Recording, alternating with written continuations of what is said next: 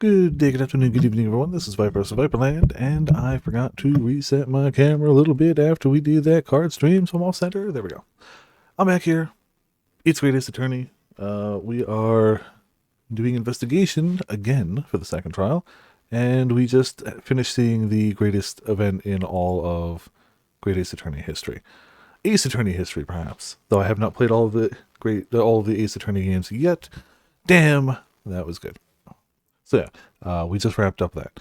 In truth, I would like to have thought I could have predicted the booby-trap chest, but it caught me completely off guard. I was very nearly the late consulting detective, Herlock Sholmes. I'm sorry, Hurley. So you mean this autopsy report really is... Yes, I took it from the lab, even though I knew it was very important. Was there something in it that troubled you, Iris? Not exactly something that troubled me. Something I'd been looking for. When I saw this report, when I saw the writing in it, I knew it was Daddy's. The writing? Your father's writing? What do you really mean?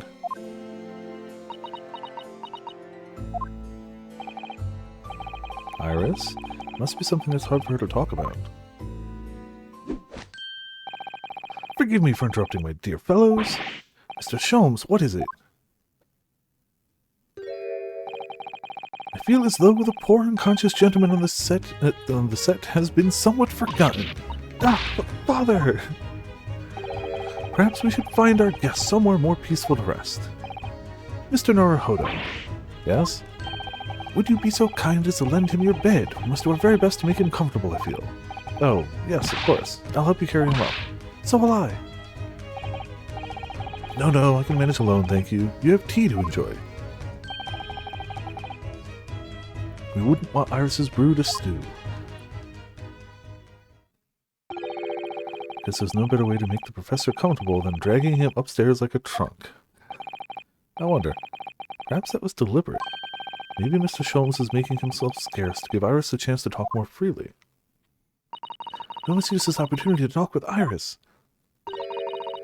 Find out what's going on, she says out loud to us in front of Iris. Alright, well, I mean, why waste a chance? Would you like to tell us about it, Iris? About your father? I'm sure I told you before, didn't I? That Daddy used to be Hurley's partner? Yes. And that notes about all the cases they solved together are kept inside the metal chest. Or that metal chest. That's right. Hurley told me, you see. He said that Daddy's somewhere far away now, so we can't meet. That's one way of describing it. I mean... assuming that the victim in the first case was indeed her father, which we have small reason to doubt, just because they're not 100% sure, even though it's pretty damn likely. It's pretty damn likely, but whatever. Go with the assumption that it was indeed her father. I have to assume Sholmes knows that he's dead, right? I don't remember if we've ever brought it up, but maybe we did. It's been a while, also on second notes.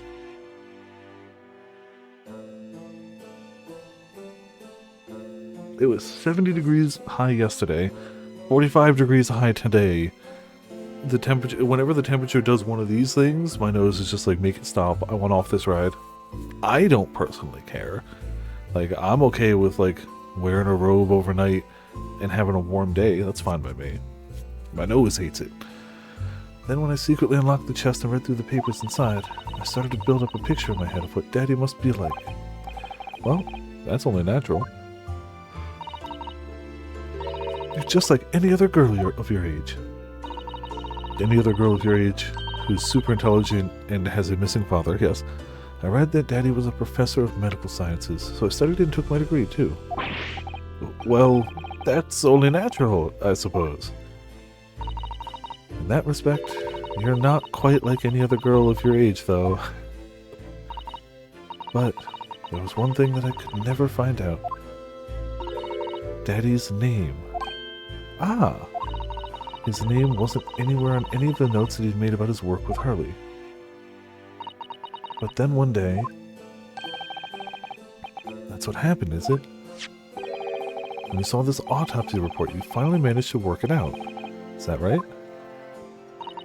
Yes. It's a weird thing to not know. It's a weird thing for Sholmes to not tell her. So it was the handwriting in the report that caught her eye.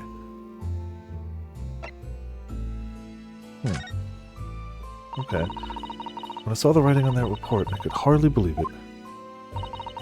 I know that handwriting, I thought to myself, because it was the same as the writing you'd seen on your father's case notes.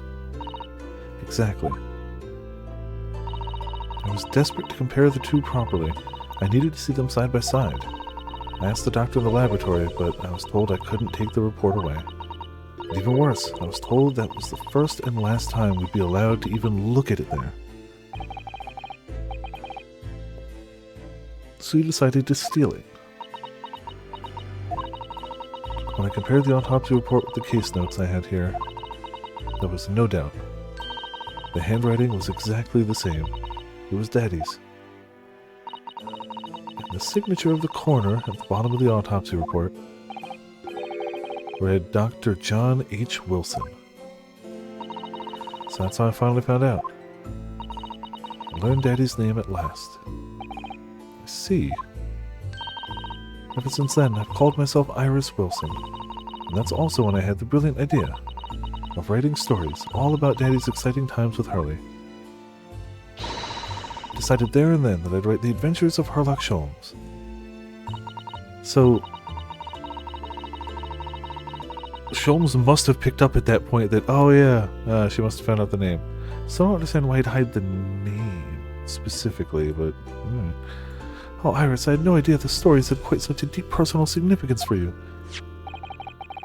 I can see why the autopsy report was so important to her now. And why she was prepared to break the law to get her hands on it.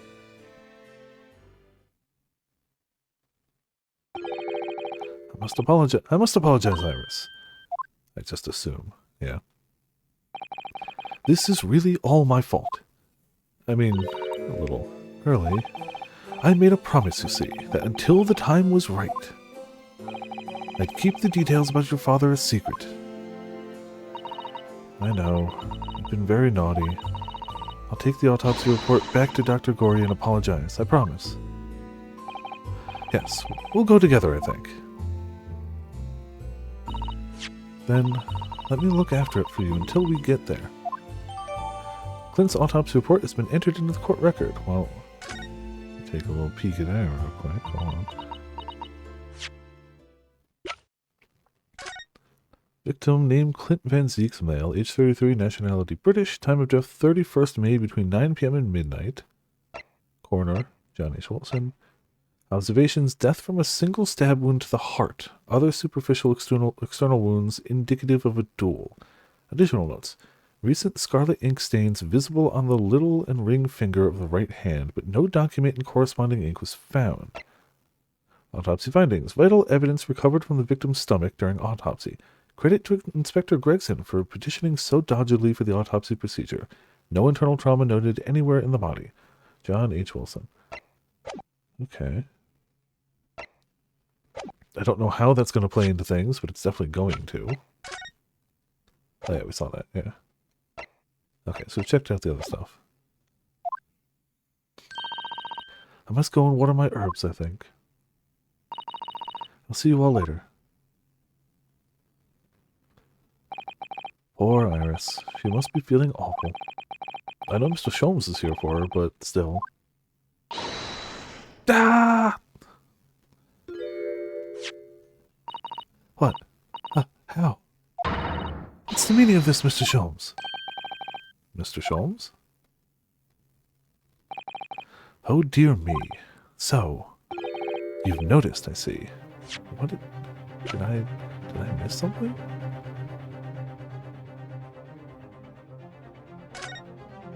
Coroner John H. Wilson. John H. Wilson. What did I miss? Or is it something I couldn't have caught?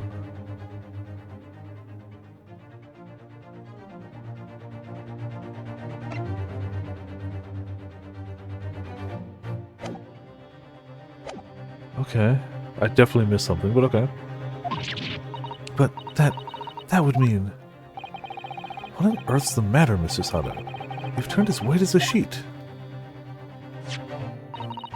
It's this autopsy report, Mr. Naruhodo. The one from 10 years ago. I figured that. The writing isn't Dr. Wilson's at all. Huh? What do you mean? How could you possibly know that? Because I know this writing very well. This writing, it's my father's. Wait, what? Professor Mikotoba's? Okay, so we couldn't have known. Indeed, it's true. And now you know. My dear fellows. No, I don't know anything. What on earth does all this mean, Mr. Sholmes? Is the idea that's slowly forming in my mind. It's just too extraordinary to believe. Please, you have to explain.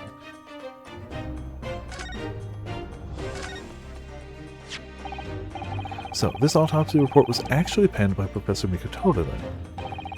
That makes no sense. It's not possible. Surely that also means that all of the notes in that metal chest are also penned by him. Because that's the whole point, is she matched the handwriting. Not possible? My dear fellow, pray take a deep breath and think again. Yes, you're right. In some ways, it actually makes a great deal of sense. It does? 10 years ago was when Father returned to Japan after his extended study tour in Britain. And prior to his return, where was Dr. Mikotoba engaged? Ah, of course. He was an assistant in Dr. Wilson's laboratory, learning about forensic science. And as an assistant, he would have aided with the dissection work, making detailed notes, which would be assembled into the full autopsy report. Once the work was complete, the head coroner would check the contents and put his signature on the document. In other words, the only writing of Dr. Wilson's in the report would be his signature at the end. I see. Okay. So Iris got the wrong end of the stick, you mean? She saw that and assumed the whole report had been written by Dr. John H. Wilson. Which is very understandable, of course. What a complicated situation. Okay. Signed by Dr. John H. Wilson, who carried out the procedure, though Professor Mikotoba actually penned the report. Okay. Thinking about it, most of what we know about you, Mr. Sholmes, comes from the published stories of your exploits. Yes, The Adventures of Herlock Sholmes, written by Iris. And we really have no way of knowing what's fact and what's fiction. Most troubling for you, my dear fellow, I'm sure. So what about the supposed partner of yours? Did he really exist or not?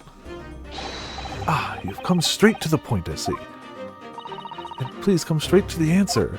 Yeah, okay, sure, I'm sure he will. I believe Iris explained it in one of her installments. He was a trusted comrade and the only person I could truly have called a friend. And did this partner of yours truly make a record of all your cases? Are his notes really stored inside that metal chest? Absolutely, my dear madam. Absolutely. So, where's your partner now? Well, if his partner made notes on all the cases and kept them in that chest, and the notes matched to the handwriting on most of the autopsy case, then your partner is unconscious upstairs in our bed. We rarely meet. You see, he lives on the other side of the world. But if this autopsy report and the records of all your old cases were penned by the same hand, if the autopsy report was written, though not signed, by your famous partner, there'd be only one logical conclusion. Pray, impress me. Your partner would have to be Yujin Mikotoba. In other words, Mr. Sato's father. Upon my word, Mr. Naruhodo. Yes? You are coming along wonderfully. You have hit upon the method at last. You finally grasped the art of deduction. Yay! You mean to say... Allow me to introduce you. To my great friend and partner, Mikotoba. Professor Mikotoba? Why am I getting an email? Oh, okay. Something sold. Cool.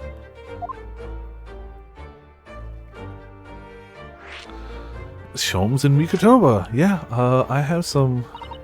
Does this mean that you're the real Dr. Wilson? No, my dear. I'm still my old self. Eugene Mikotoba, your father. Oh, of course. This is obviously too much for Susato-san to take in. I must say, though, how my old friend has attained worldwide celebrity as a great mystery solver is the greatest mystery of all. I still remember the first time we met. Ah, pray remind me. When was it again, Mikotoba? 16 years ago, Sholmes. Ah, yes, quite. 16 years ago. Just arrived from Japan with Seishiro and Genshin.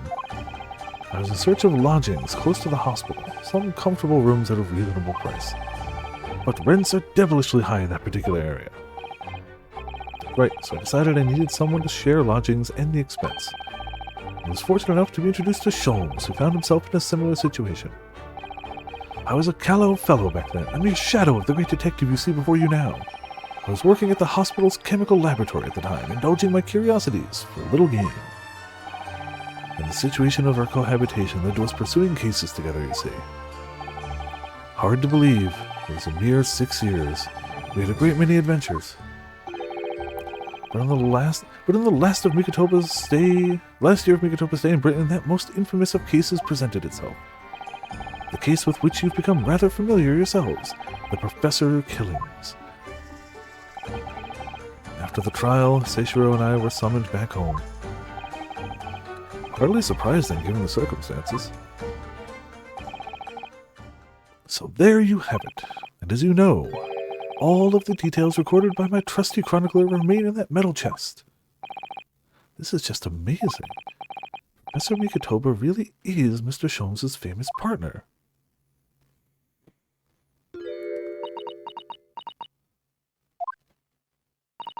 Father? Goodness, my dear, what a cutting look. As your daughter, I'm very proud to learn that you were the great detective's great partner. But nevertheless, there's another mystery that I really must ask you to explain now. Yeah, who is her actual father? Not hers, sorry. Who is Iris's actual father? Clearly, Susato is Mikotoba's daughter. Is Iris her half-sister? Or is it actually Wilson? And the Wilson is... I don't know. And that is... You know very well what it is. The unresolved matter of Iris's father. Ah, of course, I'd almost forgotten about that one. No, I hadn't.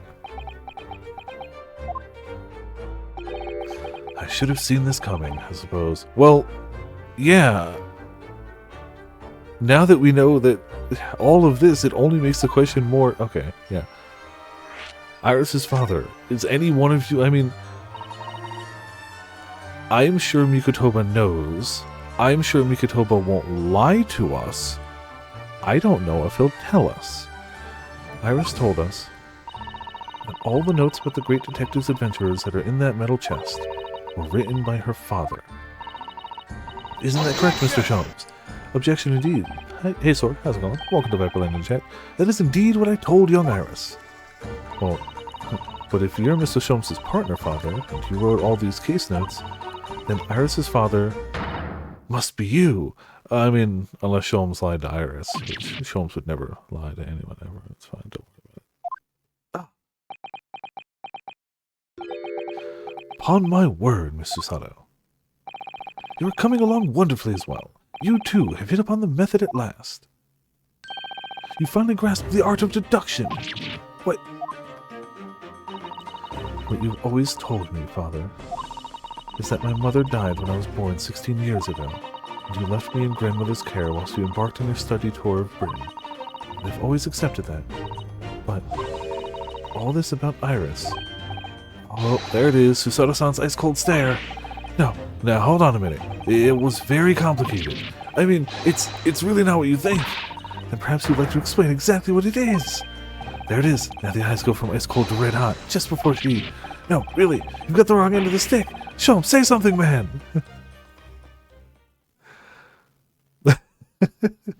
Bye. That's quite enough, my fiery fellows. But Mr. Sholmes, when did you get all dressed up? Whilst I don't like to interrupt this exciting exploration of the past, Mikotoba and I have an urgent matter that requires a short excursion. But it's very late, Mr. Sholmes. Where must you go? And also, could you just give us a name before you go? Just a name. Just, that's it. A name. It's just a name. It's not like it takes time out of your day. You could just say a name, and we would know, and we'd have the information, and we'd know, and you could, it takes nothing. It's not gonna happen. He's just gonna leave.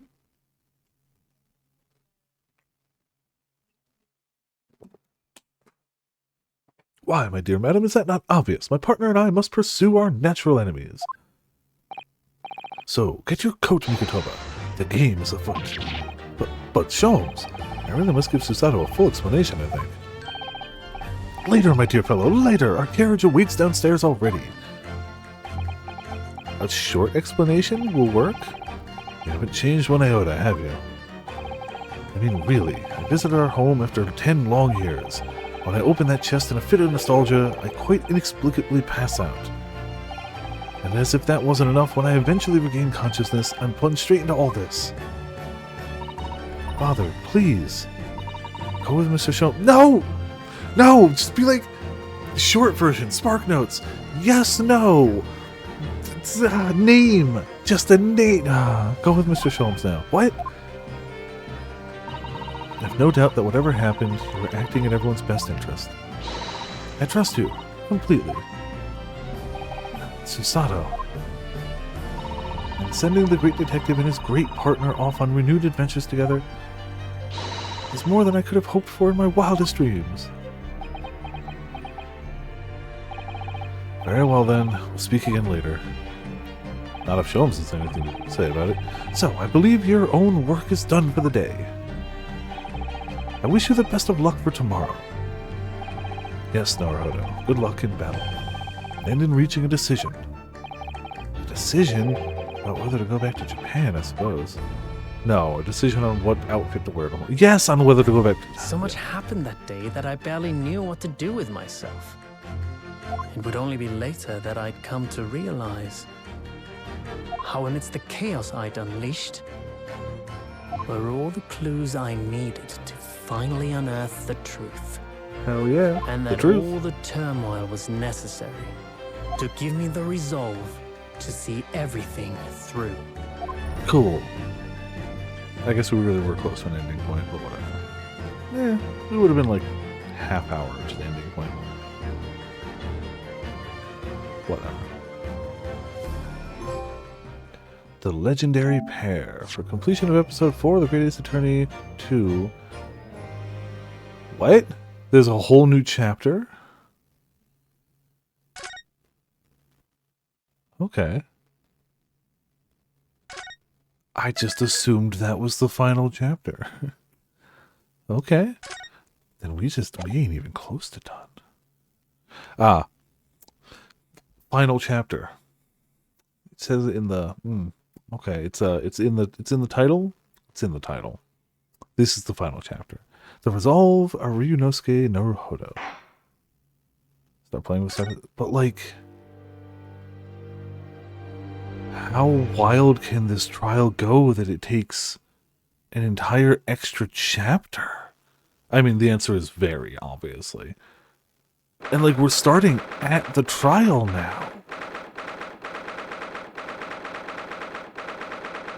I get the feeling this might just be one massive trial. Because, like, I don't know. I feel like if it was going to be another trial break trial, they would just keep it as part of that same chapter. I almost feel like this is going to just be, I don't know. It's a weird place to put a chapter break, but also let's go. Bring it on. Excuse me. 3rd November, 9:14 a.m. The Old Bailey Dependency Antechamber. Either way, this is going to be a trial. Are we sure this is the final chapter? Only like 80% sure. So, the time's finally come. Today, we unravel everything. I'll be counting on your support more than ever today, Mr. Sato. Mr. Sato. Ah. Oh no, what's the matter, Mr. Naruhodo? Nothing? I was just saying that I'll be relying on your support today, but... I'm so sorry, of course. I know I can be rather incompetent at times, but... I shan't let you down. No throat. Would you mind helping me to my feet, then? Oh dear, I'm really very sorry. Sometimes just gotta get thrown, you know. You should know at this rate, if she looks distracted, don't, like, tap her on the shoulder. Like, you know, get a yardstick and tap her on the shoulder, so you're out of throw range. Well, let's be honest, you're never out of throw range. She could be in Japan and you could be here, and you're still within throw range. So Sato-san isn't her usual self at all, but that's hardly surprising, I suppose. She's just found out that her father is the partner of a world-famous detective, not to mention... Ah, good morning, sir! Lord Van Zieks! Thank you for all your efforts yesterday. What? Did I hear that correctly? What? Oh, no, nothing. Just, I hope we can clear things up today. I really can't make this man out. His face says, I hate you. But his words are almost jovial today. In fact, he hasn't been very Reaper-like at all since this all began yesterday. Can he really help it if he has resting rival face? I mean, it's been honed after decades of scowling at people. What can he do? Lord Van Zieks isn't the Reaper, Mr. Naruhodo. Good point. The Reaper. I suppose in hindsight, I shouldn't have allowed that misconception to go unchallenged. Huh? It was my tacit acceptance of that pseudonym. My failure to stop the Reaper becoming something more than a mere legend that led to all this. But you're not to blame for that, Lord Van Zieks. It's only because serious crime in the capital dropped off so sharply when the public started calling... Oh, damn it, that's Ryunosuke. Damn it! It's only because serious crime in the capital dropped off so sharply when the public started calling you that. That's why you didn't say anything, isn't it? To be frank, I'm not sure that was the sole reason. What do you mean? There was a rumor at the time that the Reaper was really the ghost of my late brother. That having been slain by that evil killer, Clint's restless spirit returned as some sort of demigod, to wield a deadly blade of justice, where I, by dint of the law, could not. Yes, we've heard that story too. When I lost him.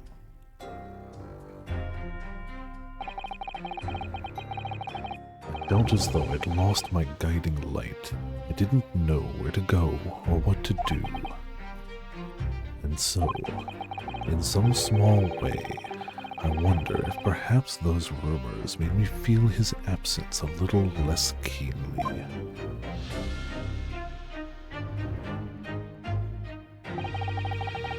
Even if I knew it was just an illusion, just some nonsense conjured up by an over-imaginative public.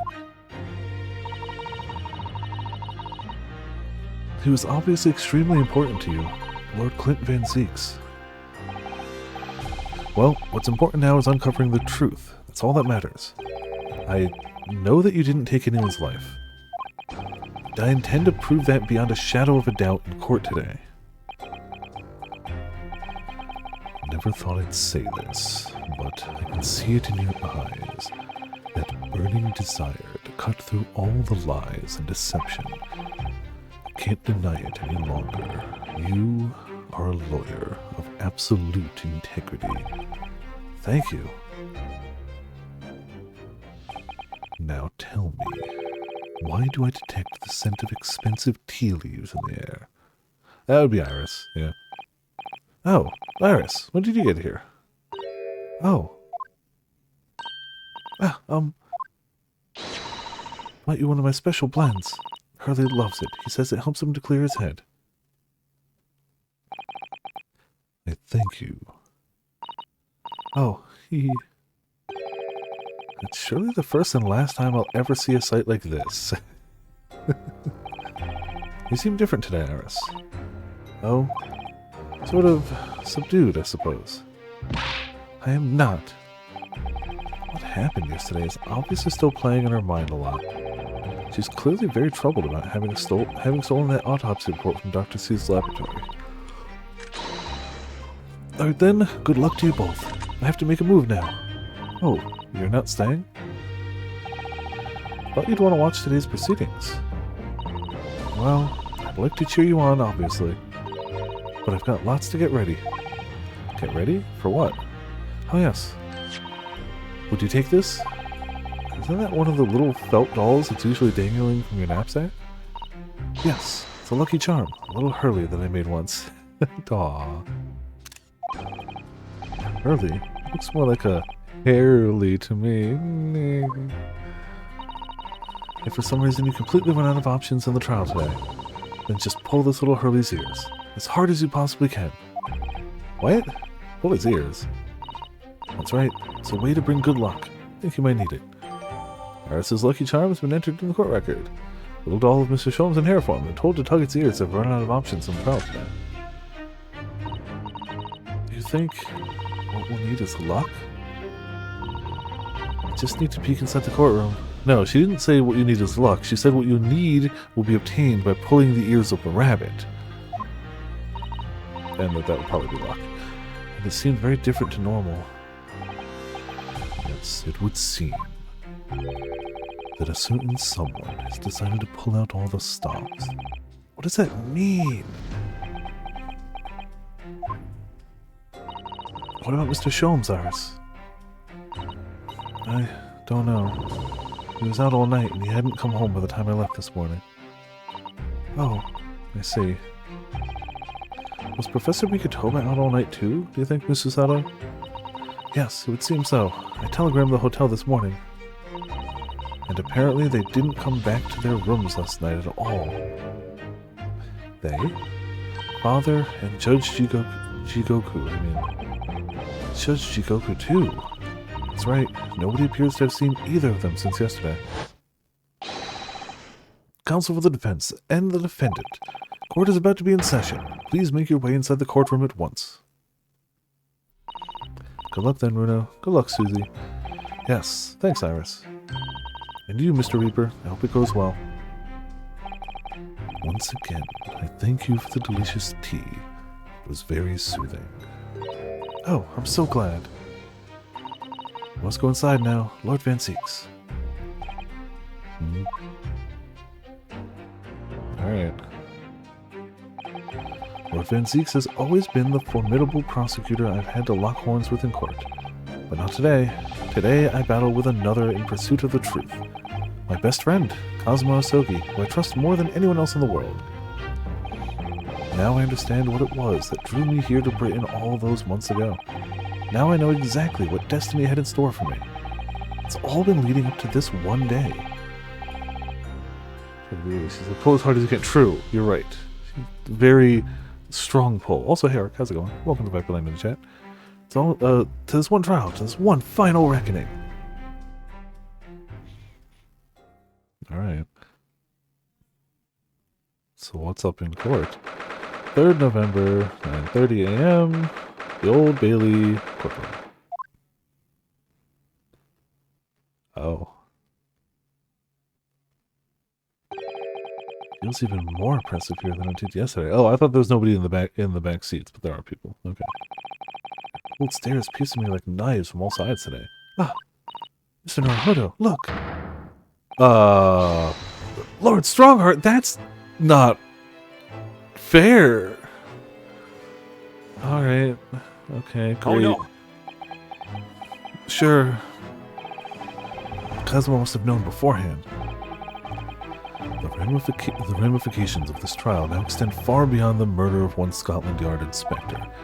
In fact, events have come to light that threaten to rock the very foundations of our country's legal system. Damn it. I picked too many similar voices for too many similar characters that are on screen at the same time. The escape of a condemned criminal on the nights of his execution, the subsequent unlawful shooting of the man, and the revelation that prison staff must have been complicit in the jailbreak. Britain is currently hosting influential members of the judiciary from countries all around the world. It is imperative that we uncover the truth in these proceedings to avoid international embarrassment. By royal decree, this will continue to be a closed trial, and on over which I, male Strongheart, exercise total and unequivocal authority. Well, really hope he isn't biased in any way against us. Sixter's Flames just... As was the case in yesterday's proceedings, those here present in the public gallery are distinguished members of our judiciary assembled to bear witness to a fair judicial process. In other words, a collection of your acolytes, Lord Strongheart. On a personal note, I find this most distressing, Lord Van Zieks. You are a prosecutor of exceptional talent, much like your brother Clint, in fact.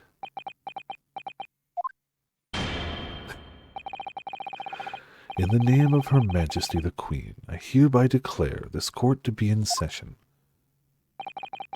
for the trial of Barak Van Zieks, who officially stands accused of murder. Alright. Counsels for the prosecution and defense, are you in full readiness to proceed? The defense is ready, my lord. As is the prosecution. Yesterday's proceedings brought to light a shocking and disturbing fact. There was a side to the victim, Inspector Tobias Gregson, that was unknown to his superiors at Scotland Yard. Yes, he was carrying out operations in secret, which Scotland Yard knew nothing about. And in these clandestine operations, he had an accomplice, Mr. Daily Vigil, who would be given the inspector's identification and present himself around the capital in order to establish credible alibis for Gregson. In that way, Gregson appeared to be carrying out his regular Scotland Yard work, when in fact, he wasn't. At the end of yesterday's session, Mr. Vigil, who had been suffering from amnesia, regained his memory. It would appear he buried his memories of the time deep inside himself as a means of self-preservation, because whilst he was engaged as chief warder at Barclay Prison, he abetted the convict's escape. Mr. Vigil is currently recuperating at St. Simon's. He has recovered enough to give a signed statement about his movements on the day prior to the incident. He's formally admitted to posing as Gregson whilst investigating the Redhead League. Which brings us to the crucial issue, the victim's time of death. The defense yesterday proposed a suggestion that the victim may have been killed 1 day earlier. This was based largely on the discovery that the victim's pocket watch had not been wound. The prosecution has something to report on that subject, my lord. Really? Go ahead, Prosecutor Ahsoka. I met once again with the coroner yesterday to discuss the issue. She confirmed that the defense's suggestion could not be ruled out. It's entirely possible that Inspector Gregson was killed on 31st October, the day before his body was discovered. I have here an updated autopsy report that includes the amended details. The official opinion of the investigation team was made clear yesterday that the time of death was 5 p.m. on 1st November. There are indications of an attempt to disguise the real time of death, however. It seems that the natural decaying process of the victim's body may have been slowed by keeping it chilled. That's out of the question. There are no refrigeration devices in that part of London large enough to accommodate a human corpse. My lord, this is more than just a conjecture. There's evidence to support the idea. We must investigate it thoroughly. Very well. The court will accept the new report as evidence. However, if this updated report is deemed to be accurate, it would give renewed significance to the movements of the victim on the day before the Fresno Street incident. It would, yes, especially since on that day, Inspector Gregson was using Mr. Vigil to cover up his real movements. It's conceivable that he was killed in the course of his secret activities. Do I sense that the prosecution has some information regarding those activities? Scotland Yard put an enormous effort into investigating that precise matter yesterday. I think we should begin by presenting the results of that investigation. So the prosecution calls its first witness now. Oh, hey. State your name and occupation for the court. Inspector Gina Lestrade reported. Representative of Scotland Yard. Self-conferred rank, but never mind. Gina, again. What's your problem, Odo? What's with that Gina again? Look, eh? Ah. The boss meant the world to me. He done more for me than anyone else did. Oh, Inspector Gregson, you mean? He got me out the back slums of the East End and took me under his wing. Taught me that life can have a purpose. So that's why I'm the best person to be standing here speaking for him. Oh, Gina. Right, all out of the goodness of Gregson's heart. Not at all that he had his arm twisted by Mr. Sholmes, no. What's relevant to these proceedings is that the outcome of Scotland Yard's investigations yesterday has revealed that the victim was carrying out some assignment the police knew nothing about. Very troubling. That face. What Strongheart knew? So, Inspector Lestrade, let's hear exactly what it says in that report. Come right up, sir. After a drink.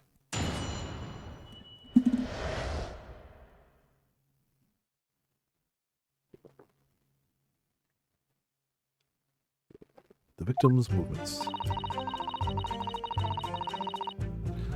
All the art detectives are supposed to follow orders and investigate what they're told. But a little search on the boss's office turned up a notebook that had a load of secret meetings in it. According to that, the boss was looking at some smuggled goods dealing that day. Looks like it was a big job and all, but the coppers weren't onto it yet. What matters most is, there's witnesses what saw the Reaper at the place too.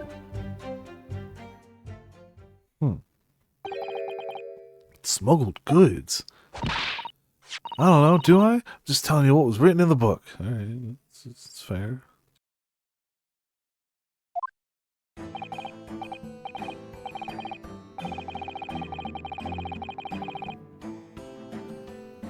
Tobacco, tea, spices, medicines, goods of all sorts flown to London by illegal channels from across the globe. It's well known that they're disposed of at regular black markets that take place in the capital. But the police are rarely able to locate them in time. So Inspector Gregson was investigating one of those black markets.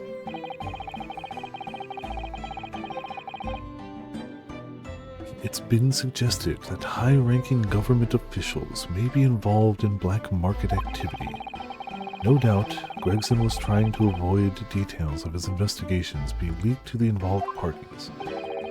That would explain why he was operating on his own authority, without the Yard's knowledge. Do we know where the dealings were taking place this time? In a particular room of a certain exclusive London gentleman's club. Ah yes, One-Eyed Jacks. And on the day in question, the accused is known to have been there. That's the conclusion of Scotland Yard's investigation into the matter. It can't be! We haven't heard anything about any of this! Members of the club have testified to it. There's no question. The accused, Beric von Zieks, was present. That would be very significant testimony then. Oh my, but... Lord Van Zieks has made no mention of this at all. In short, Lord Van Zieks has had ample opportunity to murder the victim. Very well then, counsel for the defense, begin your cross-examination. Excuse me, damn hiccups. Victim's movements. Alright.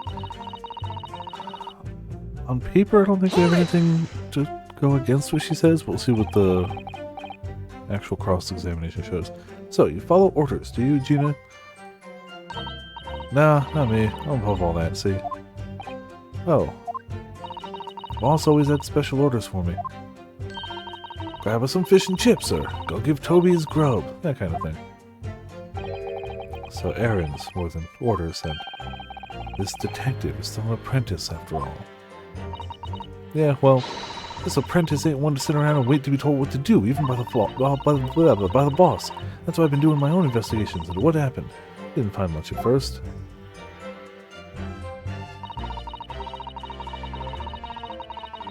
Hold it!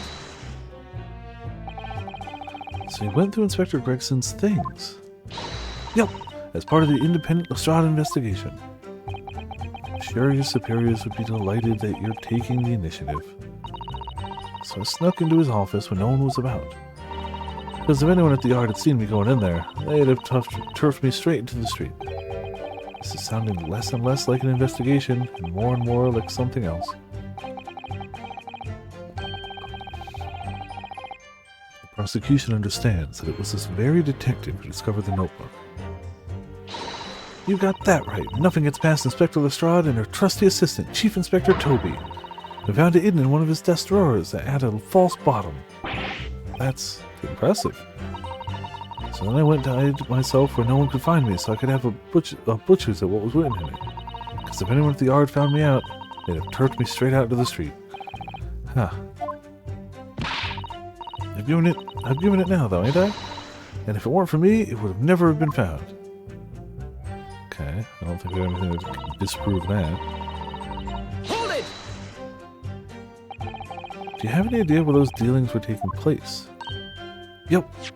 It was all there in the boss's notes. Let's see if I can remember. As I already said, the illegal dealings were due to take place at a gentleman's club. Yes, I remember, but I was hoping to find out the name of the club, or location, or both. That won't be necessary. What? It's conceivable that the club might be used again by the smugglers in the future. Therefore, the prosecution has been asked not to reveal the name in these proceedings. I don't know what all the fuss is about. It's right here. All I gotta do is read it out. And I could too. I've got this reading game buttoned up now. Can't I show you what I can do? Go on. What's the harm? The judge hasn't signaled his objection yet. I could try to find out. What should I do? Well, we should definitely try to find out. Because maybe it's near a place that has a refrigerator.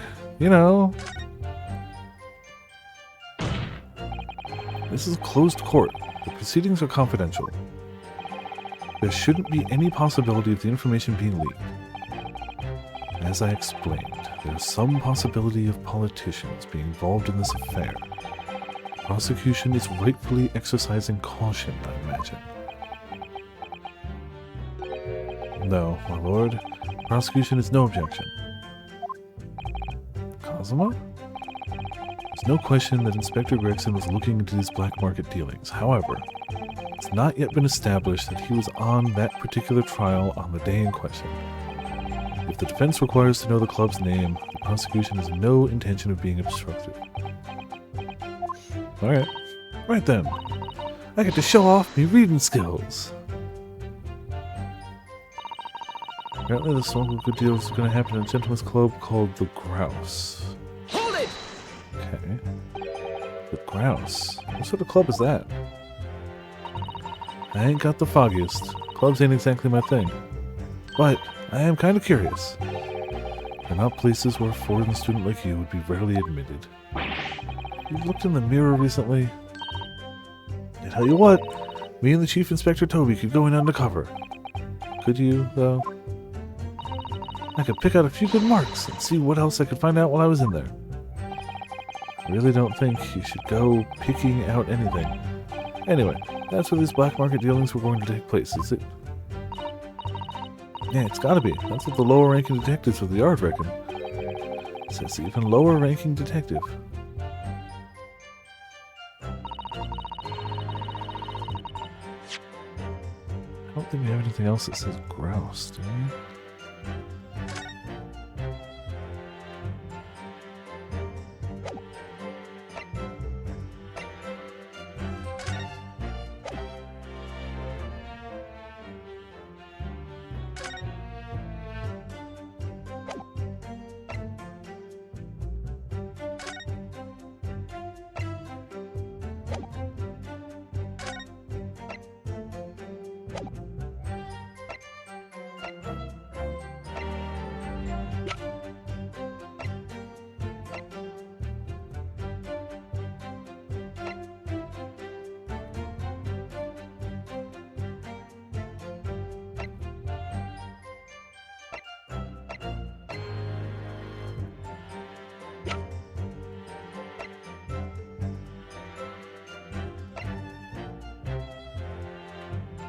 Yeah, no, probably not.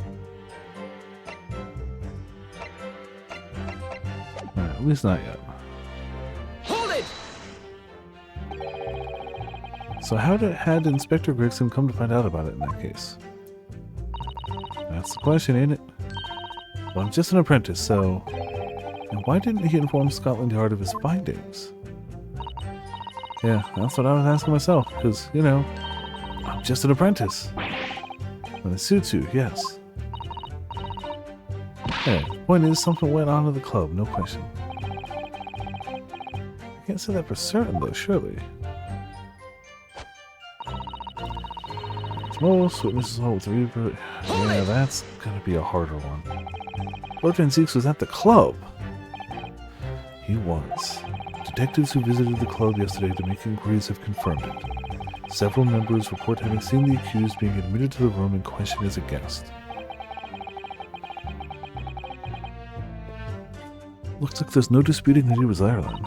Well, we know that Lord Van Zieks was investigating Inspector Gregson, don't we? Perhaps he had already discovered the inspector's secret notebook. Which led him to the club, you mean? Maybe. Presumably then, there are also eyewitnesses who can testify that Gregson was there. None have been identified at this time, no. So the all-important victim wasn't seen at this mysterious club. Oi, why aren't you asking Inspector Lestrade here, eh? So that's all I gotta work with. Gina's not holding back with that ice-cold stare of hers, is she? I really don't know what to make of all this. Lord Van Zieks told us that he was investigating Inspector Gregson, but he never once mentioned that he met the inspector the day before the incident. You don't think Lord Van Zieks could have been lying to us, do you? That's not the only way to explain this. No.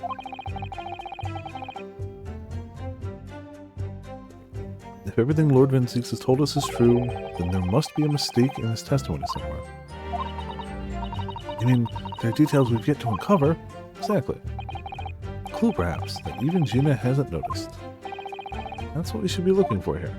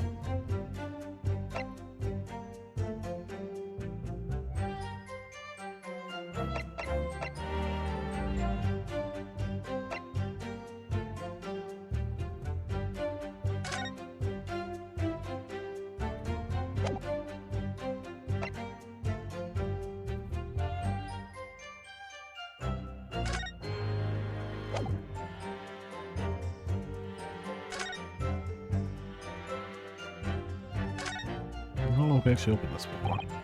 Well, I suppose we should see what this inspector's identification looks like inside.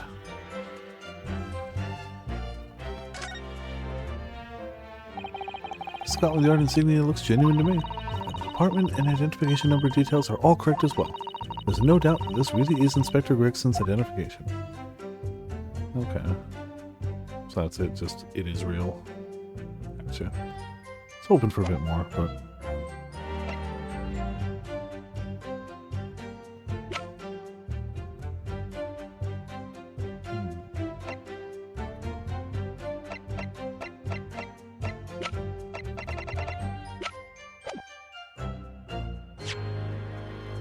honestly don't know yet. So it's just gonna save and I have it.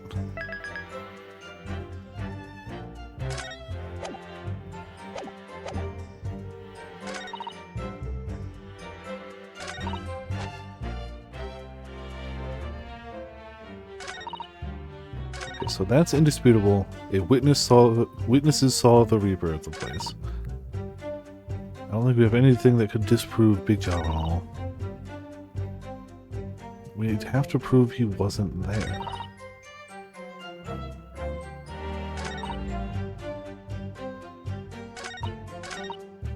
It has to be Mel.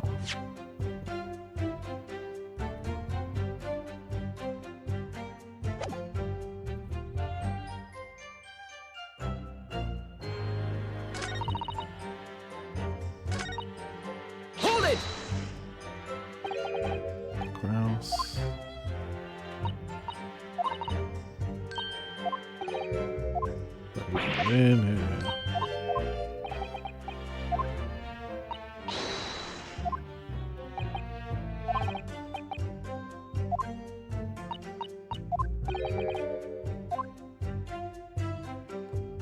What else from there? It's gotta be this one. It's the only one that would have something we could disprove. And I guess we have to prove he was somewhere else.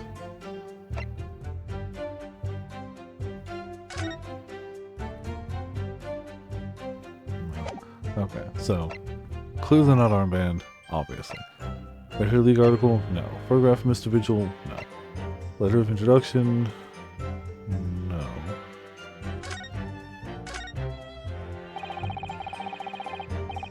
Handwriting. Dark City young man is not in the least bit untrustworthy. Is it just me, or does that make me sound extremely untrustworthy? We should at least go to a nice young man. I'm not sure that would have helped.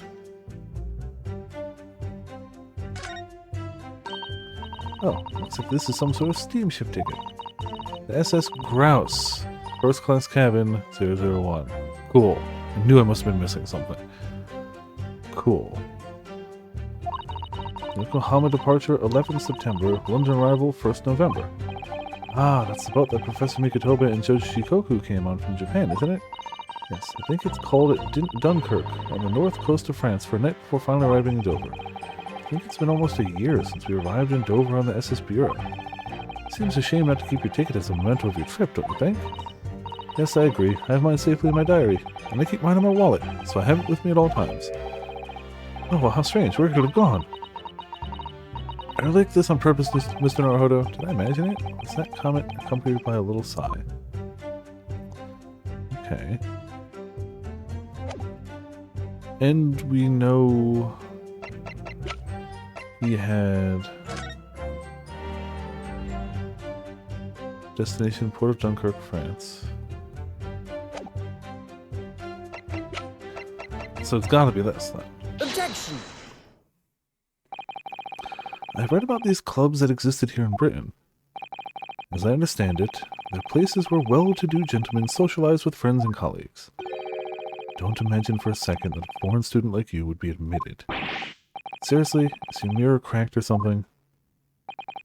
Do we know for sure that the contraband dealings were definitely happening at a club called the Grouse? Police are currently looking for evidence, but haven't found anything definitive yet. And I'm sorry to say, they probably won't. What do you mean by that? I mean that the place Inspector Gregson was secretly going to visit on 31st October may not have been a gentleman's club at all. You're showing a very irreverent attitude towards our country's police force there, Counsel. If it wasn't a gentleman's club, then what was it? A steamship. You think it's a ship? I have the evidence to prove it. Prove it here! Let me see that. This dark-suited young man is not in the least bit untrustworthy. The other side, my lord. Be more specific next time. This would appear to be a ticket for passage upon a steamship, yes. The SS Grouse. Objection! So there's a steamship named the Grouse that happens to share a name with the club. But I'm afraid to say, there's a flaw in your logic there. How? Look at the ticket. Notice the date of arrival in port? Ship arrived on the port of Dover on 1st November. Then which the sound like a gunshot was heard on Fresno Street. In other words, on the day in question here, 31st October, when the victim was on his clandestine mission.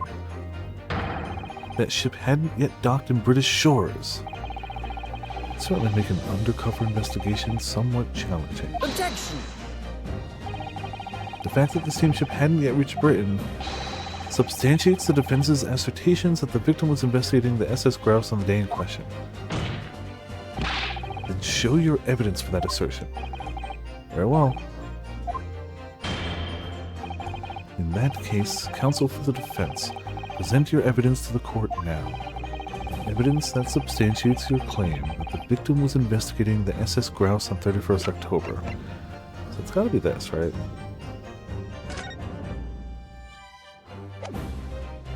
Passport document was Inspector Gregson's possession, issued by travel to France the day before his body was discovered.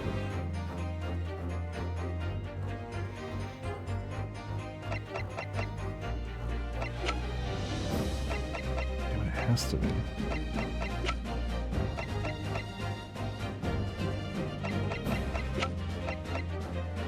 Gotta be the passport.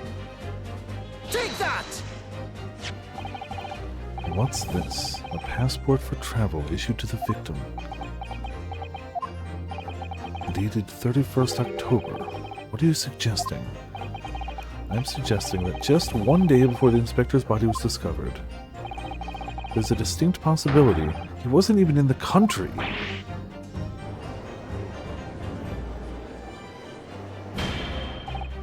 Order! Order! This document is for passage to France. It does appear to have been officially authorized. The day before the SS Grouse arrived at Dover, it docked on the northern coast of France for a night.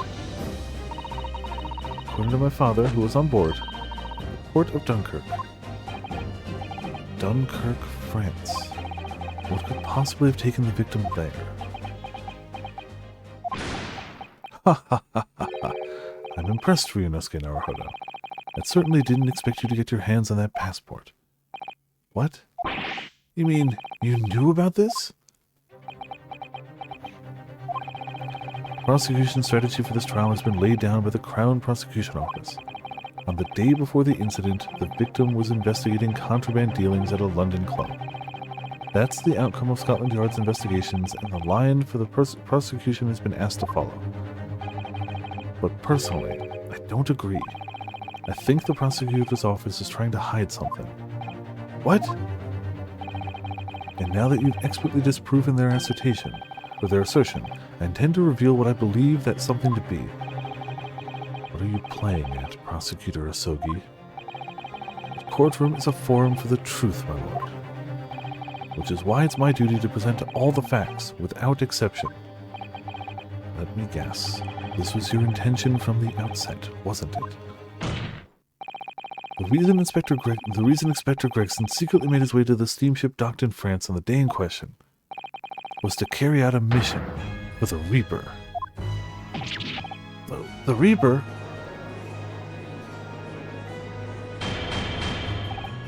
Order! Order! What on earth are you saying, counsel? Prosecution made the assertion in court yesterday.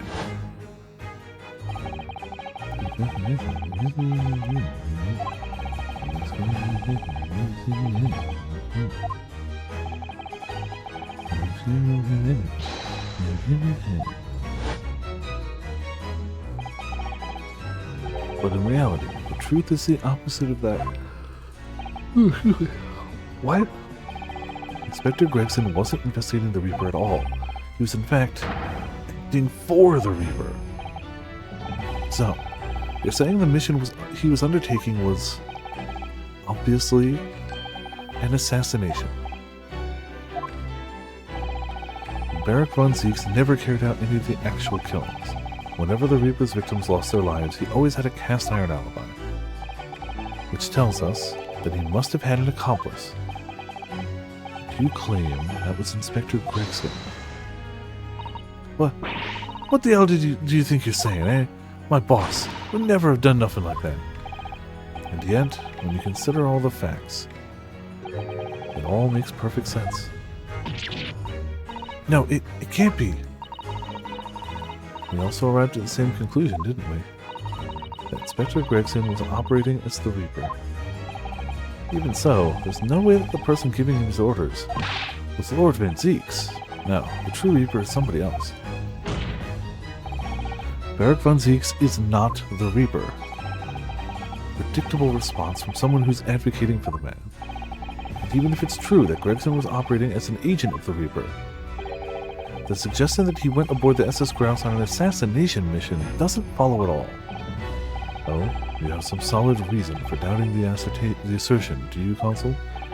Absolutely. It's very simple. On the day in question, nobody was killed aboard the steamship. Professor Mikotoba and Shoji Koku were on that very ship. If someone had been assassinated, I'm certain he would have heard about it. What's so funny? You're right, of course. No suspicious deaths were reported on board the ship. But I think perhaps you've missed the point. That's precisely why Inspector Gregson himself lost his life. What? Gregson did not board the SS Grouse that night with the intention of dispatching his mark. But his mission ended in failure. Failure? Seems that the defense hasn't yet grasped a very important detail here. What are you talking about? What detail? Inspector Gino Lestrade. What? The victim's notebook that you read an excerpt from earlier. That doesn't contain details of secret investigations at all. It describes 10 years of assassination plots to be carried out by the Reaper of the Bailey. You're lying. Even if all them bludgers what got taken out had it coming, the boss weren't the Reaper. Or Gina. There's no question that Tobias Gregson was heavily involved in the Reaper's activities. You may just be an apprentice, but if you've spent any time at Scotland Yard, you must have heard rumors. I hear nothing. I don't believe a word of it. Then testify again as a representative of Scotland Yard. Oh, hell yeah.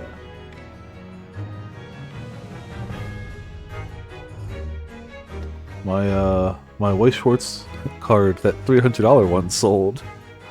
I'm gonna have to package that good. I honestly, I bumped it down to $280, but it sold. Alright. Well, that's what I'm gonna have to do after stream. Cool. Yep, that's some good news. That's some good news. I really made it. Then testify again as a representative of Scotland Yard. I'm not super careless with my money, but there has been an upfront cost to sending cards. And TCG Player is great, but there's a little delay before you get it. So I spent a lot on materials, and I spent a lot on shipping, and the money you'll get here in like a week. So there's just a little bit of time where I was just going to have to be like, maybe I don't be frivolous with stuff. To be fair, the eBay money's not going to get in it much sooner, but still. It'll be nice when it's like a nice payoff. Also, I spent $50 on the box that card came from, so that is truly wonderful. That's the good stuff. Consider it your chance to defend your boss. I concur. The witness will give a new formal testimony. Miss Lestrade, you will tell the court everything you know about Inspector Gregson's secret notebook.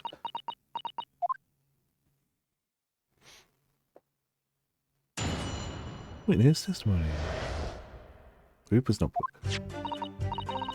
Yeah, this notebook does have a load of stuff about what the Reaper got up to these past 10 years. Names of victims, dates and places and stuff. And the last entry in there was 31st October. It said grouse for the place of the date and the name of the mark. There was a note about being a criminal that got away from the Reaper in court 10 years ago or something. But honest, the boss didn't do none of it. He was just investigating the Reaper, that's all.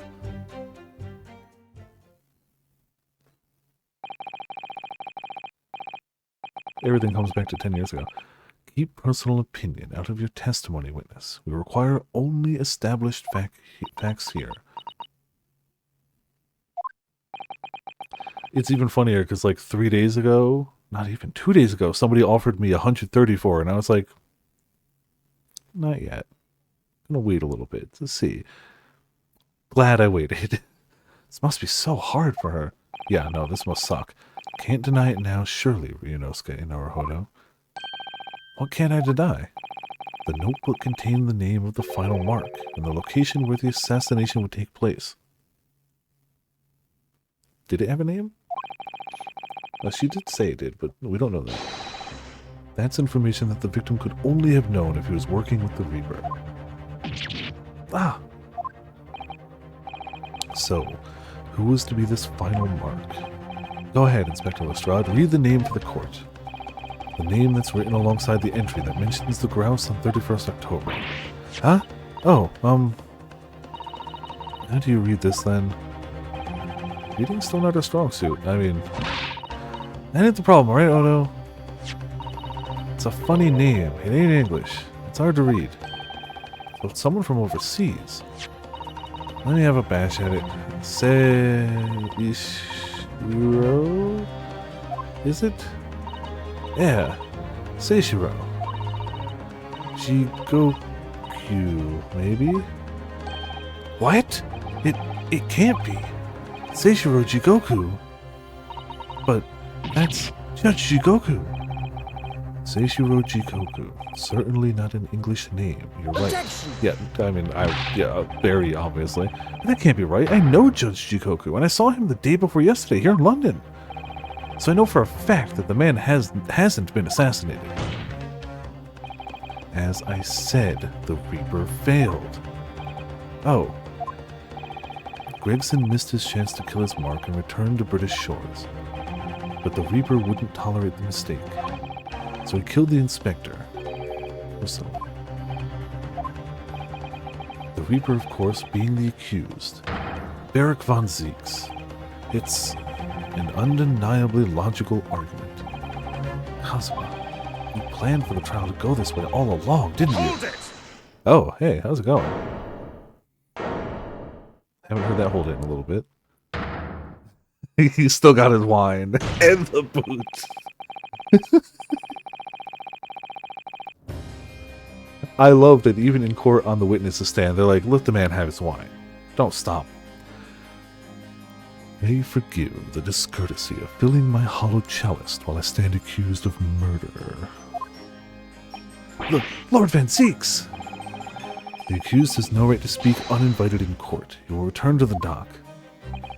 I say nothing of whether or not I'm the Reaper. That's the task of this court to decide. But there is one thing I can say, unequivocally. That girl is no detective. Eh? What? Nah, that's right, I ain't. I'm an inspector. Repeating rumors heard about the yard, reading entries from a notebook of unconfirmed origin. That's not testimony. It's practically a script. No doubt the rest of this trial will go exactly as you've clearly planned. Your hatred of me is understandable. In your mind, I'm sure I am the Reaper who sent your father to the gallows all those years ago. But you're in danger of becoming a far more sinister Reaper yourself. By attempting to have me condemned with this feeble excuse for testimony. What did you say? Mr. Naruhodo, this is our chance. My lord, the defense requests that the defendant be allowed to speak. He may be privy to important information relating to the testimony just given by the witness.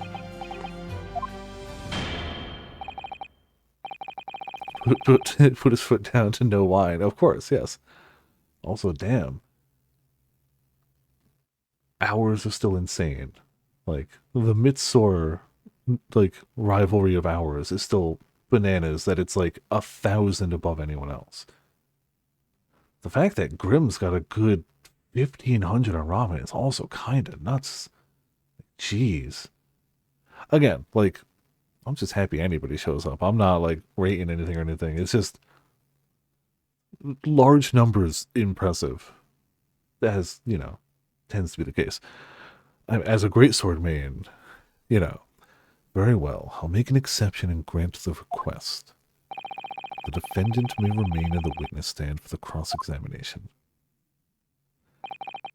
Then allow me to toast the court's impartiality.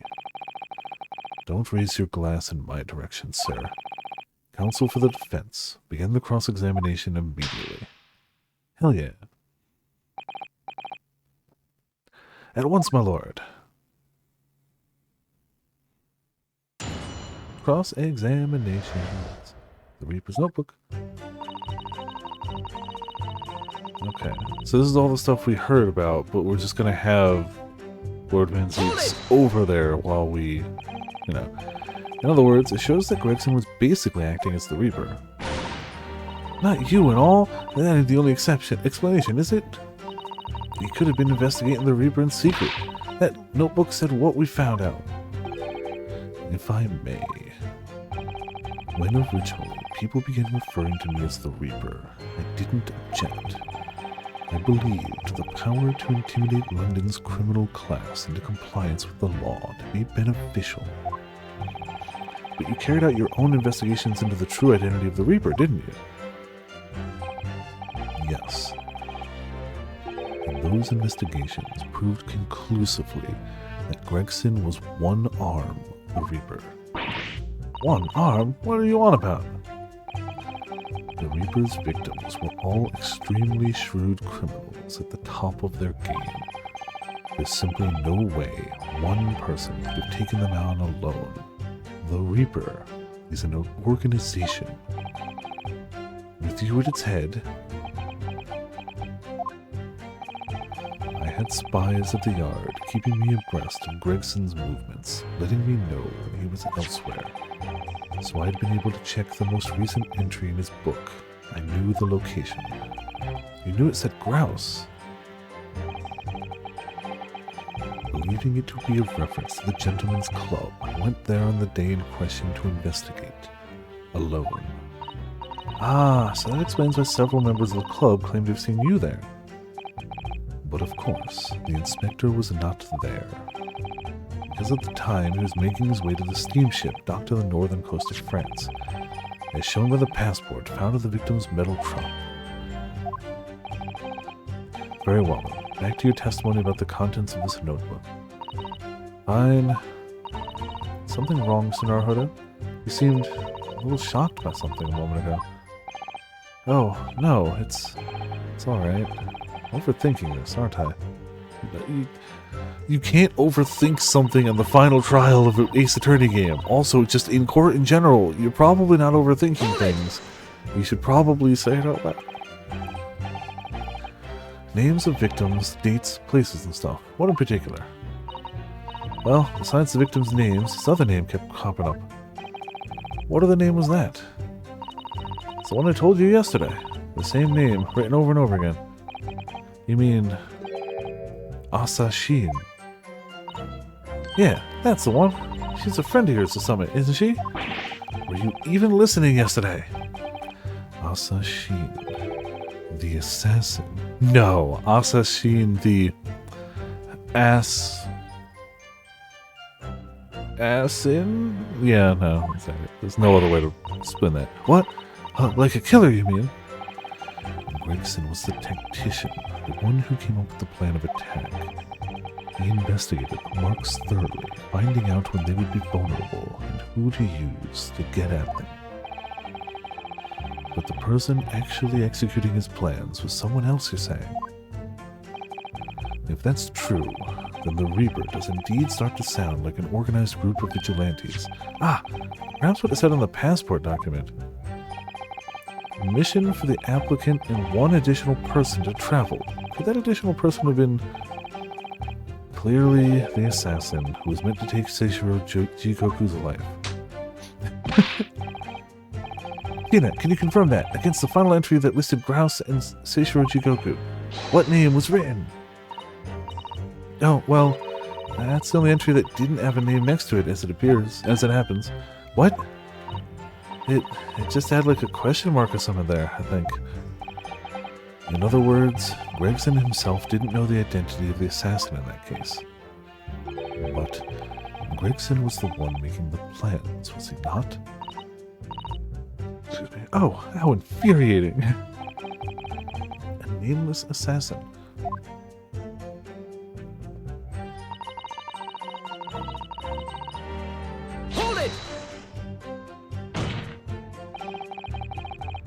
You're saying that the mark listed was Seishiro Jikoku.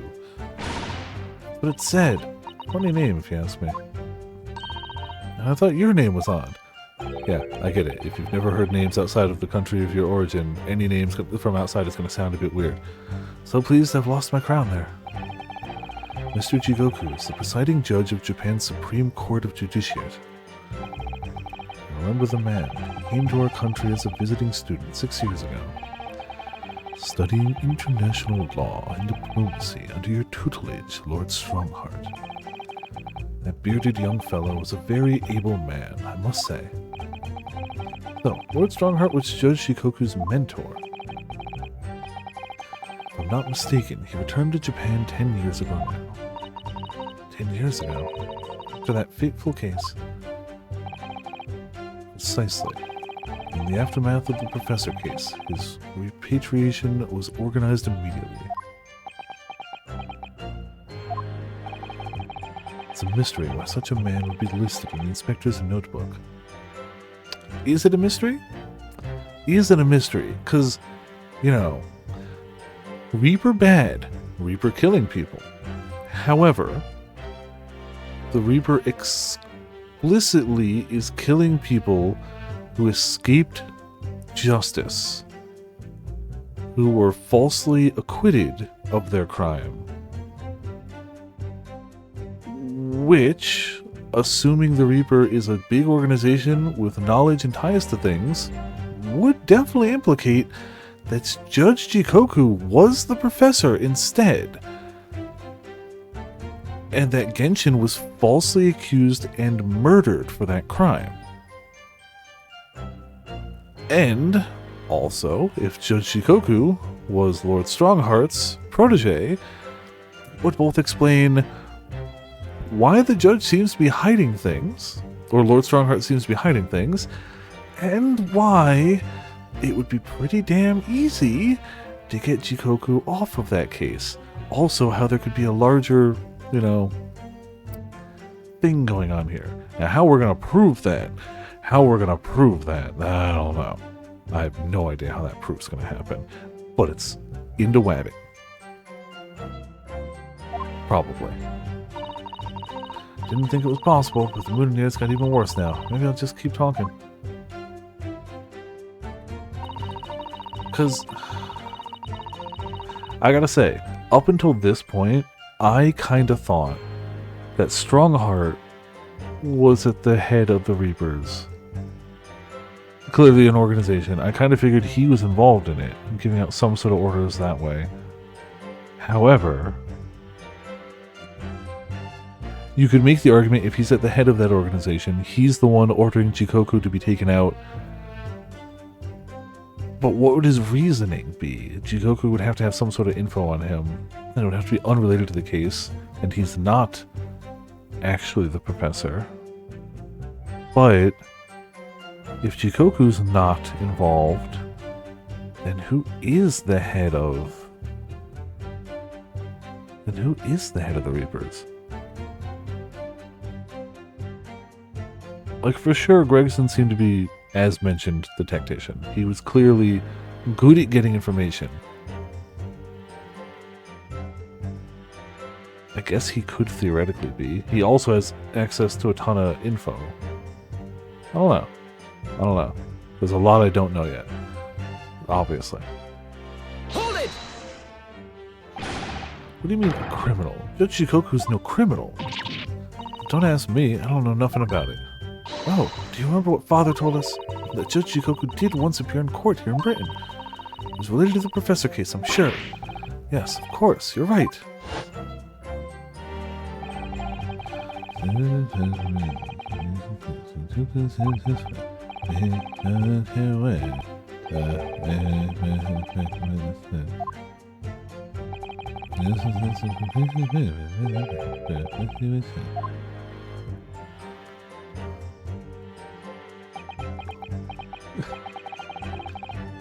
It was a pitiful situation, yes. I'd forgotten all about it, but I prosecuted that trial too, as it happens. You did? It was considered to be an adjunct to the Professor proceedings, you see. But he was acquitted after being told to make reparation for the damage caused to the stand. There you have it. Have What? Surely the accused hasn't forgotten his own rule. That there's no saving anyone who faces the Reaper in court, guilty or innocent alike. What? No. Are you suggesting that the reason Judge Jikoku was targeted for assassination, the man was sent back to Japan immediately after that trial? The Reaper had no time to do his work. But then, 10 years later, the Mark returns to Britain once more for a court bench.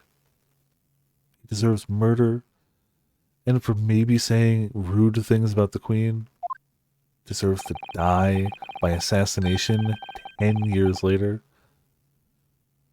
You all need hobbies. Perhaps now you start to see just how vindictive the Reaper is. Come on, that's absurd. To take someone's life for that?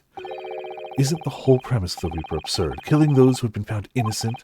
Clearly the rules by which the man operates are beyond a sane person's comprehension. But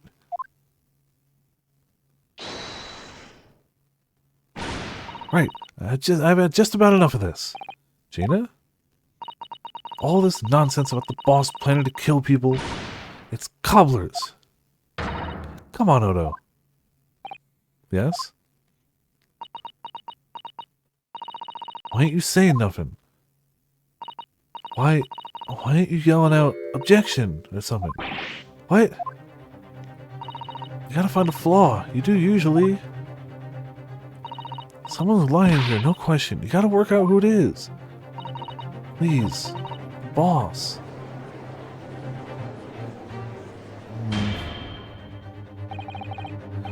That outburst was an insult to the court and to your own testimony.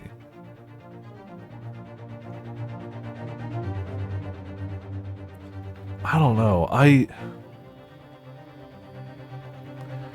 really feel like Strongheart was the one giving orders to Gregson. Because, like,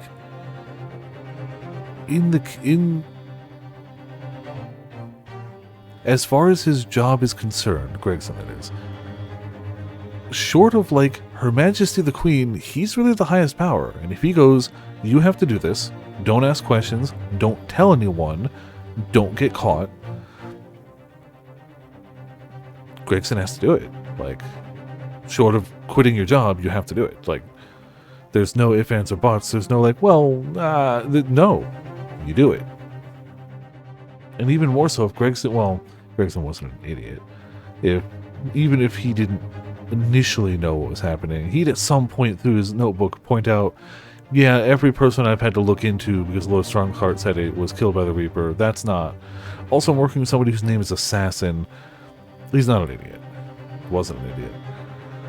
I don't know. Like, I don't know if it's... My gut tells me that Strongheart was giving him the orders. Because Gregson didn't strike me as wicked either. He didn't strike me as the type who would do that on his own. But I don't know. Maybe Gregson was all about justice, and there were definitely people manipulating the system.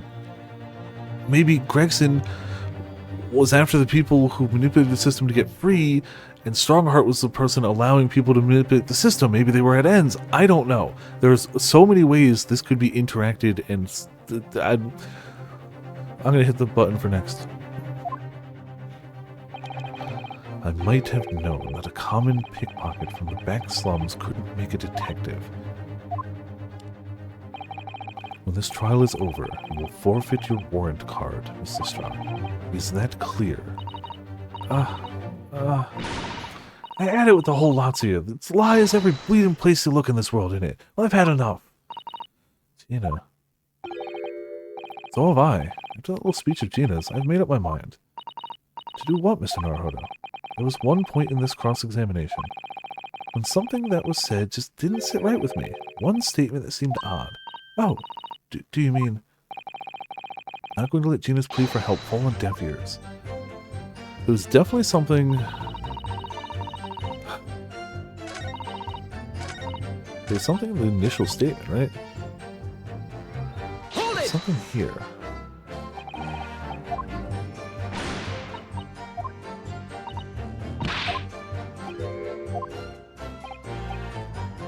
Inject.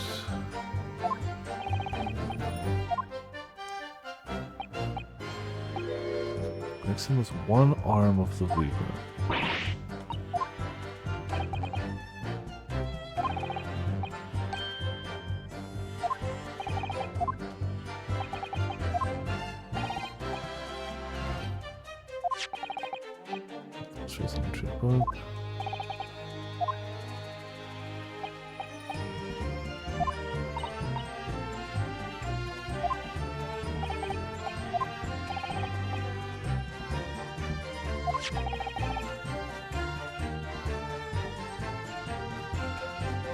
Is it because we didn't say it was found in the metal trunk?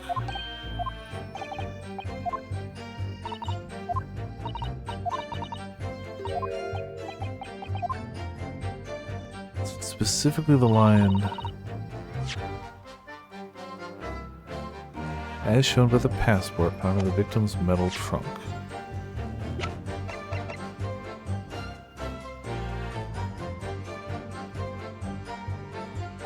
Yeah, how would he know about it? We didn't mention that, and Gina found it.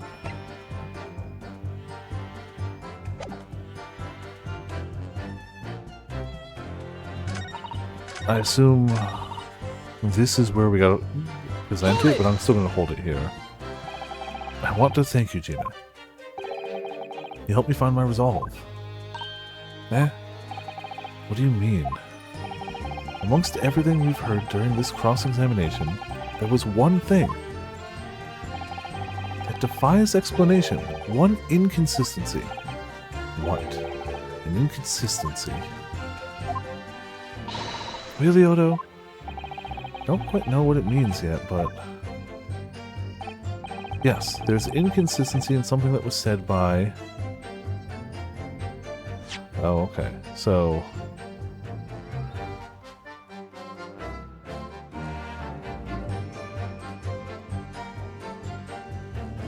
it's either Cosmo talking about the passport found in the victim's metal trunk, which seems likely, or...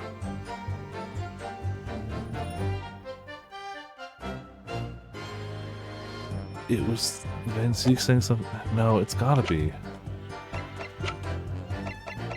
Should. Yeah, it's gotta be. Take that! Pretty darn confident. But you, Cosmo Sogi. Me. Is this some attempt at filibustering, Counsel? Prosecutor Sogi has given no testimony. What are you suggesting I said that was inconsistent? You let something slip that you shouldn't have. When I present the relevant piece of evidence, I imagine you realize what you've done. Very well then, Counsel. Go ahead. What evidence reveals this alleged inconsistency in something Professor Osogi has said? I'm just going to save because I've made it this far without losing any HP. It's gotta be the trunk, but I'm not 100% sure. But it's gotta be. But it's gotta be the trunk. Not the doll. Not the autopsy. So these are the two things being talked about.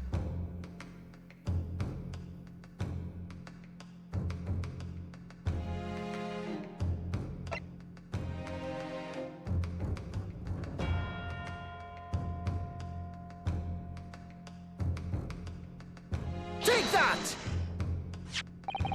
This is a trunk that belonged to Inspector Gregson. A metal construction, is it? It's certainly very hardy, or heavy. What's this? A blood stain, and a relatively fresh one, too. What? You mean that ain't grease from all the boss's fish and chips? Fresh blood on the inspector's trunk. That suggests that the victim was traveling with that luggage when he was killed. That can't be. There was no mention of any trunk in Scotland Yard's report. Yes, there's a reason for that. Immediately after the inspector's body was discovered, one of the street peddlers made off with the trunk, hoping to sell it. But I found it, me, with me nose for trouble. Which means that nobody should have known anything about the trunk. Unless, of course, we're talking about somebody who was present when the victim was killed. And yet, during the cross-examination of the witness just now, you said this, Cosmo.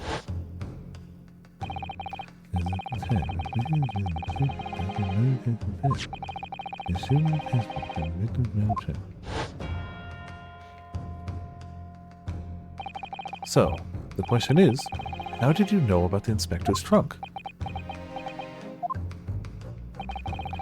We know the man went on a trip to France. Where else would he have put his passport? Objection! But you knew it was a metal trunk. Answer me honestly, Kazuma. On 31st October, where exactly were you?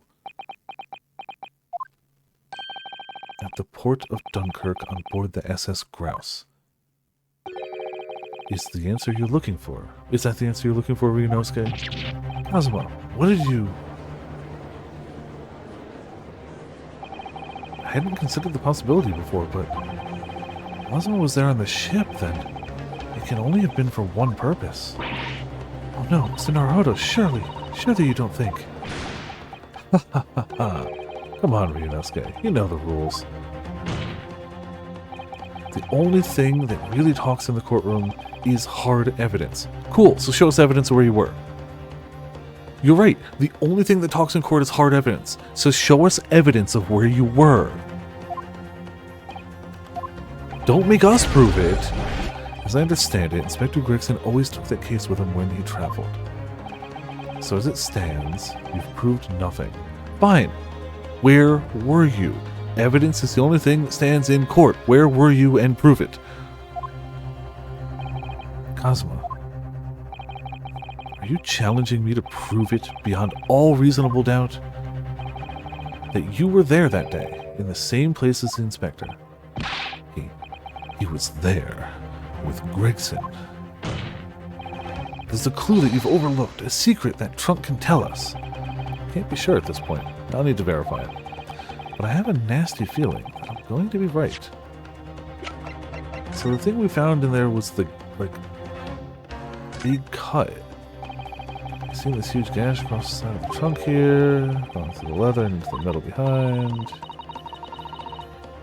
Excuse me. This man struck the side of the trunk with considerable force. Oh, are we going to say that it was the katana? Are we going to say it was the sword? So I don't think there's anything else that's happening inside. I don't think there's anything else in here that helps us prove anything.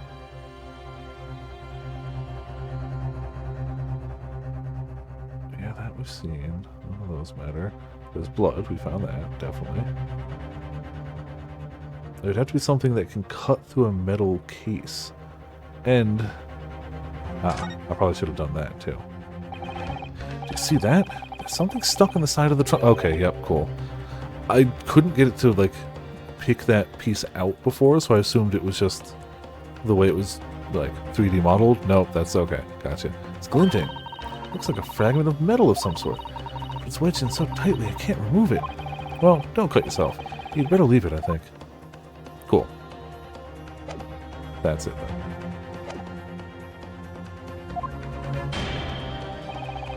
The accusation being made is deeply disturbing, but nevertheless, we must test it. The defense will identify for the court where in the trunk this alleged clue is to be found. Cool. Okay.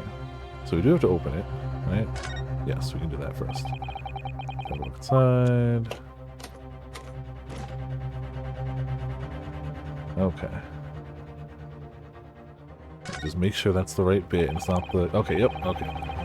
Why won't you let me skip this? I just saw it. Fine. I wanted to make sure it wasn't going to find, the cut as the thing. Cool. Got it! There's a small piece of metal lodged in the wall of the trunk here, like the tip of a blade. Eh? A blade? Kazuma, slung around your waist as ever today, is the esteemed blade Karuma. Of course it is. Won't you draw it here in this courtroom? For all to see. Exercise caution, my learned friend. That man is the son of London's most notorious killer. Bailiff, watch Prosecutor Sogi like a hawk. That won't be necessary.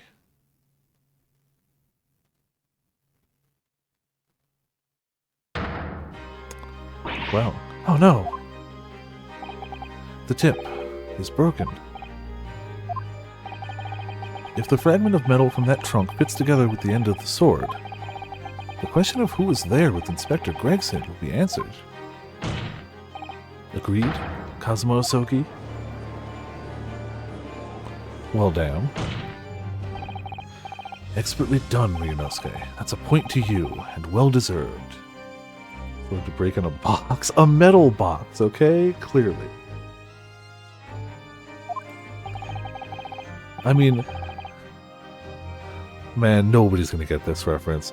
But as an old commercial selling magical items to children on television used to say, metal cannot penetrate metal, okay? It's just not designed for that. Do you mean to tell the court, Prosecutor Osogi? Yes, on 31st October, I accompanied Inspector Gregson to Dunkirk in order to carry out a mission. So, the additional person authorized to travel was me. And the mission was the assassination of the Mark. What? What?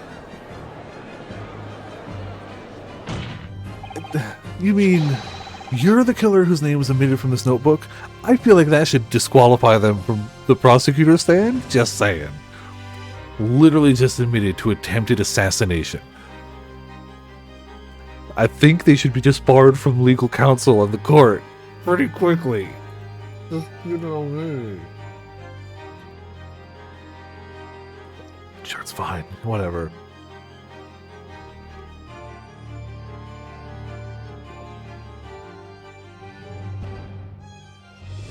Totally normal. It's fine, whatever. Cool. You were following the Reaper's orders to dispatch Judge Jikoku. Let me make one thing perfectly clear. I have killed no one. Explain. I accepted the assassination mission, yes, and I accompanied Gregson to Dunkirk, but I never had any intention of carrying out the plan. You were never going to do it? You can believe Kazuma-sama, I'm sure. After all, Judge Shikoku arrived safely in London the following day. Well, yeah, maybe he failed. I don't know. On the 31st, I boarded a train from London with Inspector Gregson. We traveled to Dover, from where we crossed the channel to Dunkirk. Then we boarded the SS Grouse and made for the cabin deck, as indicated in the plan. We went to Judge Shikoku's cabin. Exactly. He wasn't there, though. We decided to wait, but you already told us you had no intention of going through with it anyway. You didn't come to Great Britain to take anyone's life. So I left Gregson and disembarked the ship. I spent that night at a boarding house in the town, and returned to England the following morning. Boarding house in Dunkirk? My signature will be on the register book. It will be simple enough to verify. Then, what became of Jikoku? Gregson was no assassin, so the mark was spared. I'm sure it's easy enough to imagine what happened after that. Is it? Then why does... None of this explains why his metal case, with blood on it, fresh blood, has the tip of your sword embedded in it. You can, oh, it's easy to imagine what happened after that. Well, then no, because you're omitting. Gregson returned to England as well, having failed to complete the mission. He met with the Reaper in that room in Fresno Street to report the failure, causing the infuriated Mastermind to pull the trigger and end his wretched agent's life.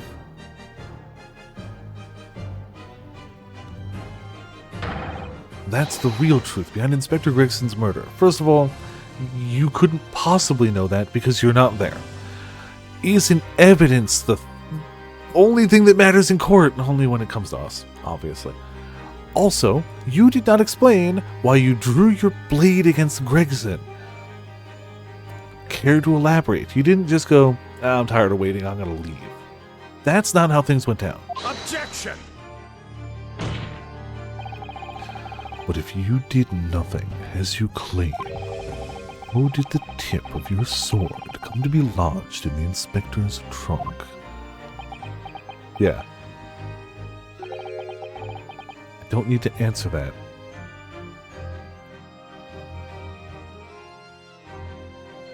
My dude, come on. Yes, you do!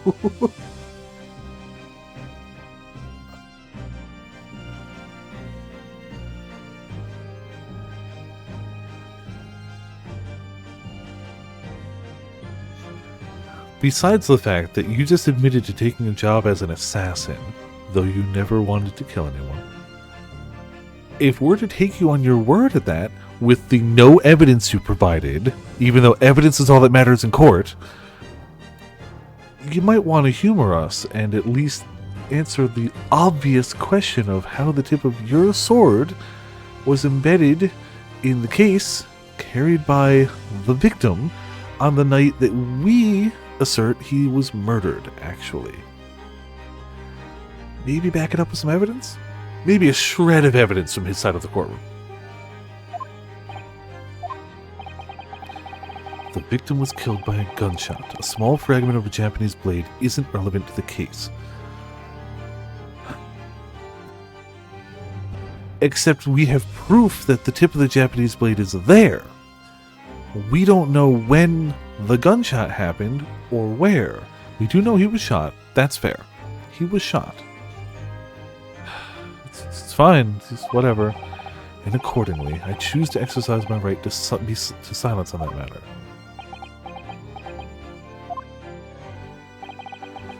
Be that as it may, the court will sequester the sword as evidence. As you wish, my lord. The great sword Karuma has been entered into the court record. The illustrious blade passed down through generations of the Asogi clan. The prize sword's tip has a small piece missing. Yeah, we must take immediate action. He's admitted to taking a job as an assassin. He shouldn't be the prosecutor of this case. Get him off this case. It's not what's going to happen, obviously, but... Karuma, the great blade. Such a thing of beauty. I want to gaze on it for hours. Is there anything else besides the tip of it? Tip of the great sword. Broken. Such a shame. It's been so meticulously cared for over the years. I can almost hear Karuma's sobs. Kazuma must have really taken a swing for that to happen. Yeah, that's not a feint by any stretch, but it looks like we don't have any other further evidence on it.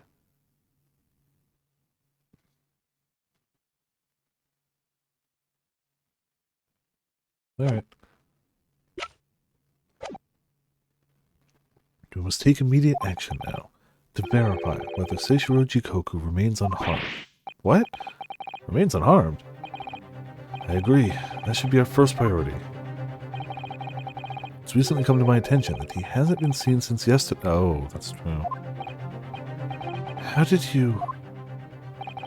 When a foreign dignitary invited to Great Britain goes missing for 24 hours, it's only natural that the question of his safety should arise. You don't mean to say... But you think Judge Jikoku may have been killed? The Reaper has more than one assassin at his disposal, and he has the power and influence to give orders from the inside of a prison cell. Isn't that right, Lord Van Zeeks? Sorry, I can't hear you over the sound of my delicious wine. If you were truly the Reaper, I'd be able to tell you. That's a good answer. Yeah, that's good. Order! Order in the court! Order! No.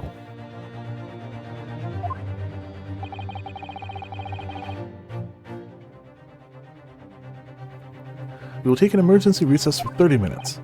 Now? Guests of the symposium have been told to maintain regular contact with the organizer's office. If the man can't be located within half an hour, we will have to assume the worst.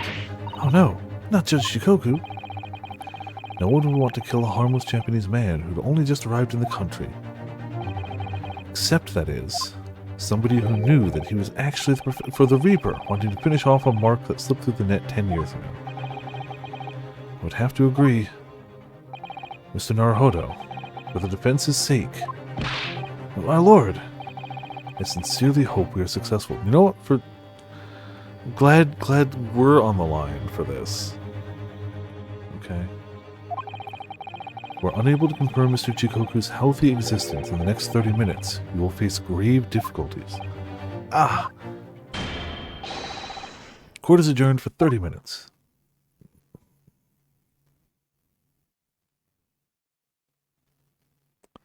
Damn. Kazuma-sama, the Reaper's assassin. I feel as though I'm in a nightmare. I can hardly believe it either. On the other hand, Kazuma isn't in the habit of making up stories. I have such a terrible sense of foreboding.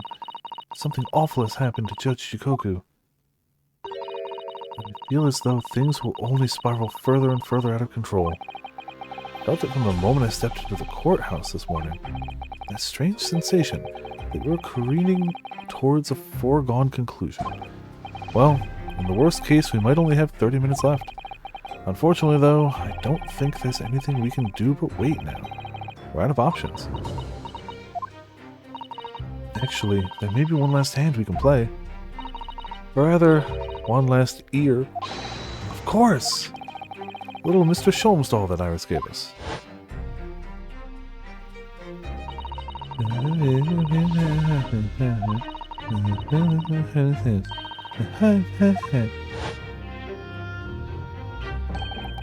Perhaps now is the time. What should I do?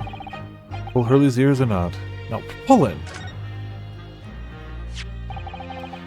Here goes then. I'm gonna do it. Good luck, Mr. Naruhodo. Not looking back. Heave! Ow! Scream. Sounded like Mr. Sholmes. Mr. Sholmes, where are you? Here, my dear fellows, here. It's the felt doll talking. Pull the ears again, Mr. Naruhodo, as hard as you can. Alright then. Put all my strength into it. Heave! Ow! Please, my dear fellows, you don't need to pull my ear off. Mr. Sholmes, where are you? Myself and my trusty partner are presently in the first-class cabin area of the SS Grouse. The SS Grouse? She left Dover last night after the final pieces of cargo were loaded. We are currently docked at Dunkirk, but due to be underway again in half an hour. You've taken a ship to France? Please, even with my athletic prowess, I would struggle to jump the Straits of Dover. After we left Baker Street last night, we hurried by cab to the station and by train to the port, in order to board this vessel in time. So, you mean you'd already worked it out? That the steamship was where everything really took place? Mr. Naruhodo, pray, what is my name? Sherlock Sholmes, world-famous great detective. Recited to perfection. Well done. You're a genius, Mr. Sholmes. That's the only word for it. Ow, ow, ow, ow, ow. Miss Susato, gentle with the genius's ear, please. Oh my, I'm ever so sorry. If I may, Sholmes. Ah, there you are, Mikotoba. You may remember that it was in fact I who made the connection to the SS Grouse. At Scotland Yard yesterday, when we examined the notebook and I recalled my steamship ticket. But of course it was, my dear fellow. And not once did I controvert that fact. I merely had our court-bound companions undermine it. Yes, you did, didn't you? Just entered a recess. The trial resumes in 30 minutes from now. And if we're unable to present any new leads, then I'm afraid to say, do not fret, please. It's for precisely that purpose that my partner and I have made this journey. I have no doubt we shall have welcome news for you within the half hour. Thank you, Mr. Sholmes. That would be wonderful.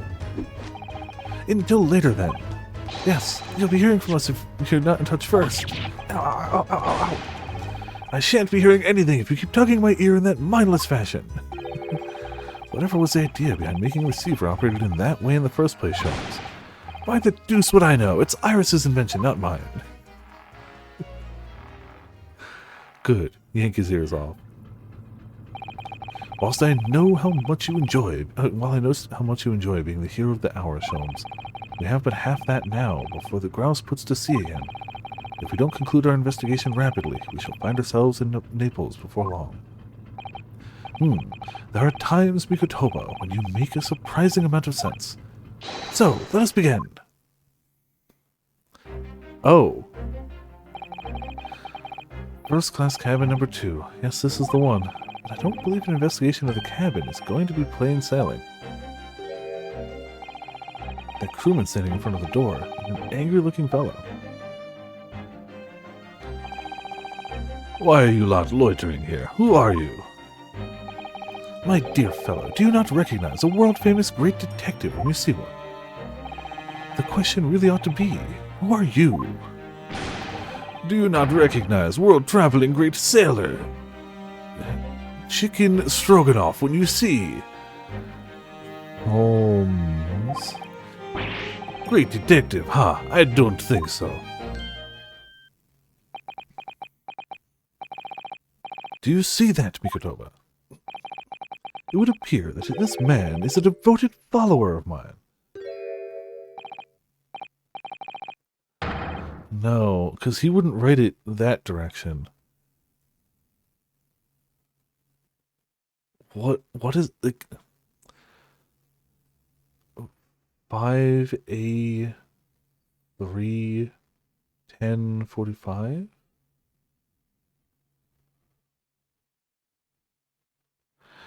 Is that a tattoo? That says Sholmes. I must say, while such adoration is flattering, naturally it does leave me a little cold. What are you talking about? Leave now. How distressing. My loyal devotee knows me only by name and not by appearance. And yet, I already know a great deal about you, sir. You have a brother, I believe. Like yourself, he's a shipman. Currently traveling the world aboard a Russian steamship, in fact. How could you know this?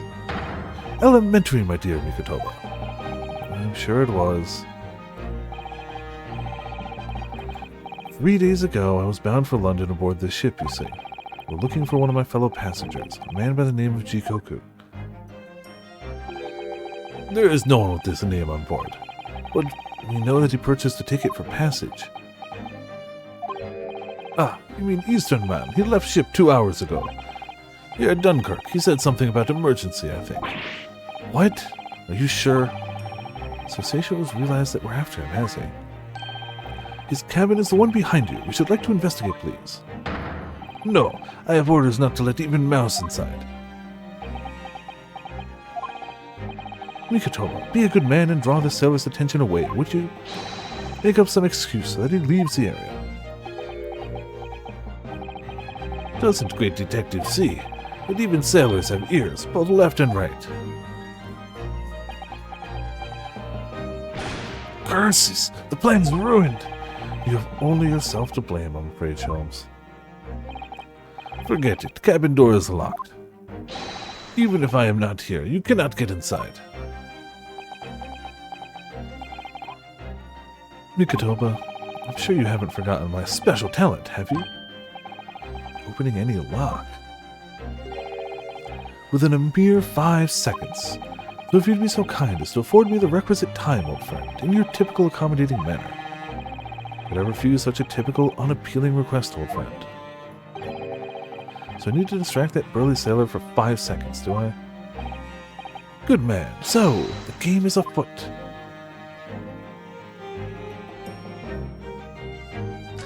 I mean, I guess I could hit the alarm. There's a mousetrap.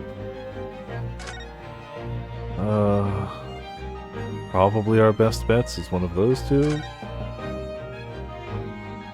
Slap him with a mousetrap? I don't know. It's mostly a mousetrap, I think. Perhaps I could distract the crewman's attention with this somehow. Try it. Choo choo. Sounds like Big Mouse and Trap. Choo choo. I will bring bucket of water later and put it out of misery. I don't like the sound of that. In any case, my dear fellow, that was quite unconvincing. Only Japanese mice make a choo sound. Oh, really, Sholmes? And pray tell, what sound do Russian mice make? PP, naturally. Though also quite unconvincing, I readily admit. So go ahead, Mikotoba, do a PP this time. No, thank you. Sure, I can come up with an alternative solution. This would appear to be an alarm bell. All hell would break loose if that thing were to ring. The whole crew would know about it. Yes, I don't know. Here goes then. Pardon me in advance. Ding-a-ling-a-ling-a-ling-a-ling. You, what are you doing? If we were to see, that would be a very bad problem. What's going on down there? Yes, report at once. Sorry, sir. Nothing to report. It was just a stupid trick. No, not by me. By world fame. No, as I told you. Now, Sholmes. Now. Done. Not even 5 seconds, eh? Well, don't stand there gawping at my brilliance, Mikotoba. In we go. Oh, yes.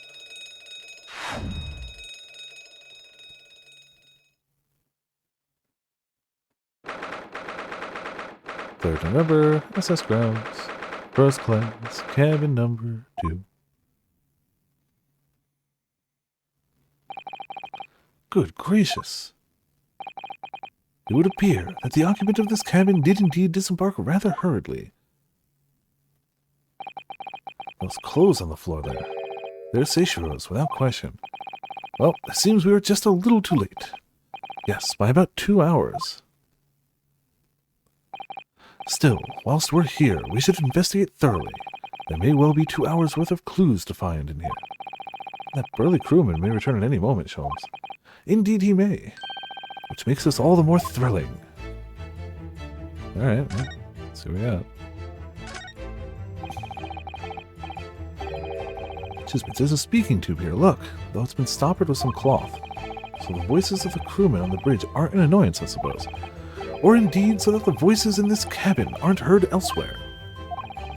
Could something have happened in here that was for no one else's ears, do you think? Either that, or it could be to prevent snakes from entering. That's really become a favorite case of yours, hasn't it?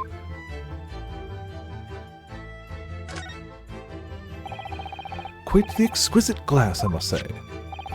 See here, how it... Is something wrong, Sholmes? You suddenly trailed off. Ice, Mikotoba, ice! What opulence first-class passengers enjoy. Chilled drinks. Pardon? Could it be that this steamship is equipped with an electrically refrigerated cold room, do you think? Well, it is a luxury liner, after all. They have enormous refrigerators for storing all sorts of lavish produce, as well as ice. On our voyage from Japan, we enjoyed culinary delights from all over the world. Suddenly, Mikotoba. The sight of you is making my mouth water. I haven't taken on the flavor of the food I ate, you know.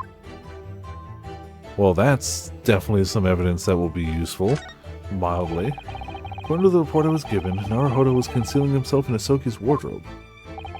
Indeed he was, and it was of a similar size to this one. Ah, you must climb inside yourself, my dear fellow. What? Whatever for.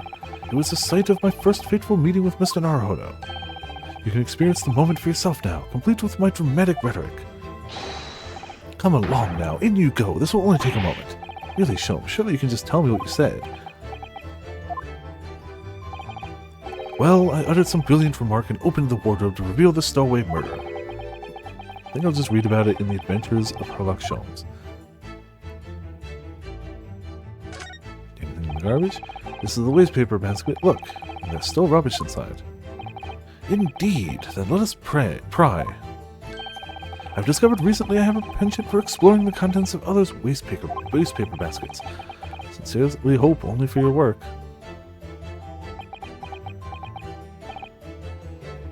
Ah! Here we have a notice issued to passengers from 3 days ago. 3 days ago? The night before we arrived in London, then. When I was still aboard myself. Evacuation drill notice 31st October. Following departure from the port of Dunkirk, all crew... Ah, yes, there was an evacuation drill. I remember now. For our safety and security, all first-class passengers were constantly under the watchful eye of the crew.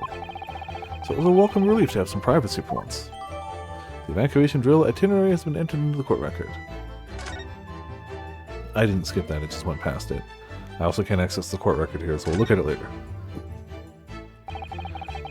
That's a very sizable trunk indeed. Seishiro was partial to all things large. and a rather clumsy fellow if you failed to notice he'd left that behind.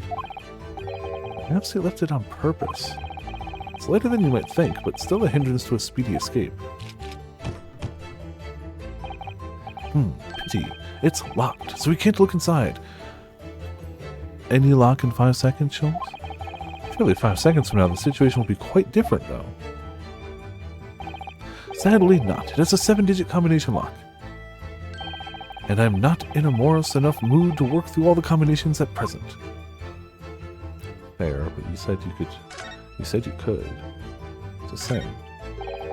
The wall is a slightly different color just here. Do you see?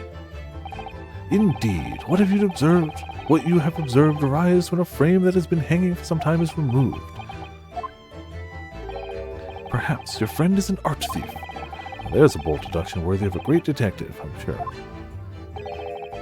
He may very well be the elusive thief who has been plaguing France's galleries of late. I think perhaps we should focus our attentions elsewhere, Sholmes, don't you? Outline on the wall. I feel as though I might have spotted something of similar shape and size elsewhere.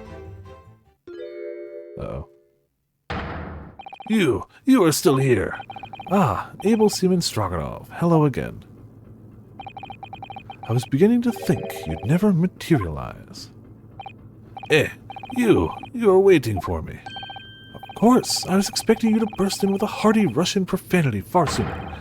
I was in trouble with Captain because of trick you played before. Poor innocent chicken. It's all your fault. Ship is leaving port soon. Get off, now! Of course, we shall disembark presently, my dear fellow. But first, there is something that must be done.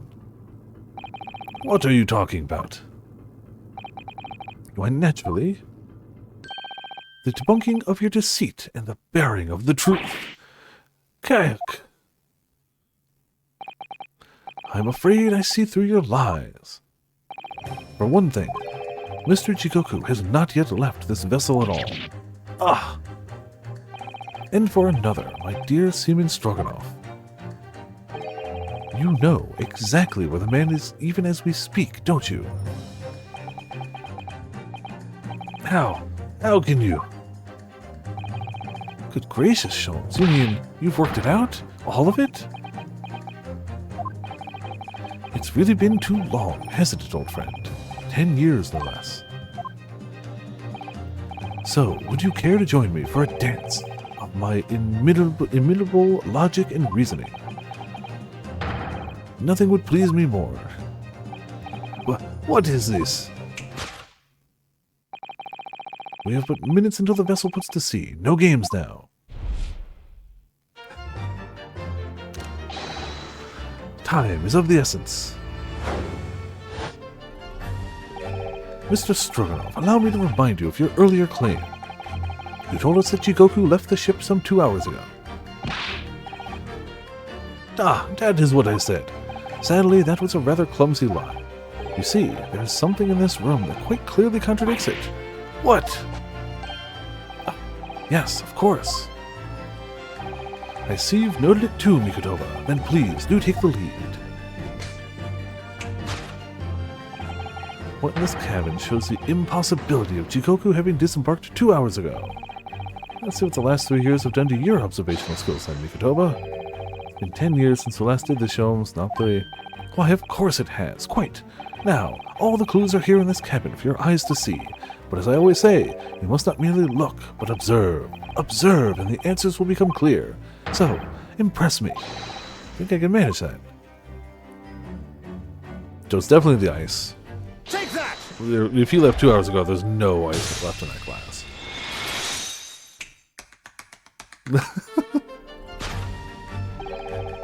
Perhaps you should have cleared away that glass. How curious that the ice shouldn't have melted, despite it being abandoned 2 hours ago.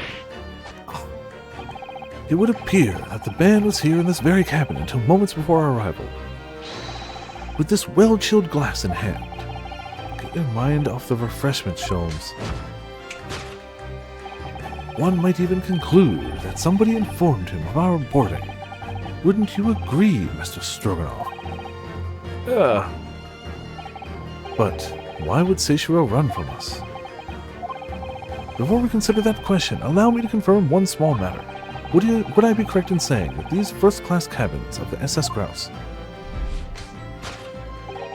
are the same ones in which you and Mr. Jikoku were accommodated on your voyage from Japan? Ah, that's right. They are. I was in the cabin next door, and Seishiro was, yes, 50 days in this very cabin during our voyage, as I suspected, for you see, there are traces in this cabin of a dark secret that Mr. Jikoku had to hide. What traces? I know nothing about this. Ah, this is news to you, is it, Mr. Stroganoff? Holmes, what exactly are you getting at? As I say, there are traces in this cabin of some nefarious activity. Something that appears out of place, which I'm quite sure won't have escaped your notice. Something out of place in here. That's the key to this, Mikotoba.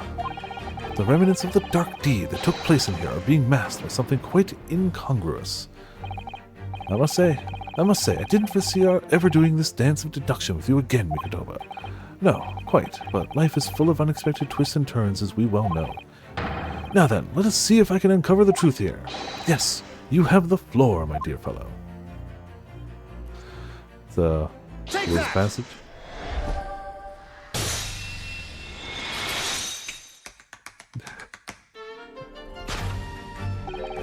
It's the rules of passage in this frame here. They're obviously out of place. The way they're hanging crooked on the wall, as if they were put in there in a hurry. Yes, as I'm sure you've already concluded. That frame was originally over here. The shape and size are a perfect match. Ah, you are right. When did frame move? Hardly the most observant of crewmen, are you, Mr. Stroganoff? Excuse me. I would think your captain is quite justified in having his reservations about your reliability. Excuse me again. Urgh. Oh dear, that really seemed to touch a nerve. So, Mikotoba, why don't you lift that frame off the wall?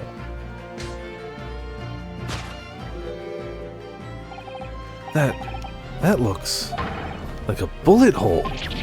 What? Who has been shooting walls? I see, the projectile has been removed. Clearly the careful occupant of this room has already disposed of it. Now then, Mr. Stroganoff. Ah! I have the distinct impression that you're attempting to shield said occupant. I don't know what you're talking about. Why would I try to protect Eastern Stranger? Ah, so we're talking about the same man, I see. Good. Ugh.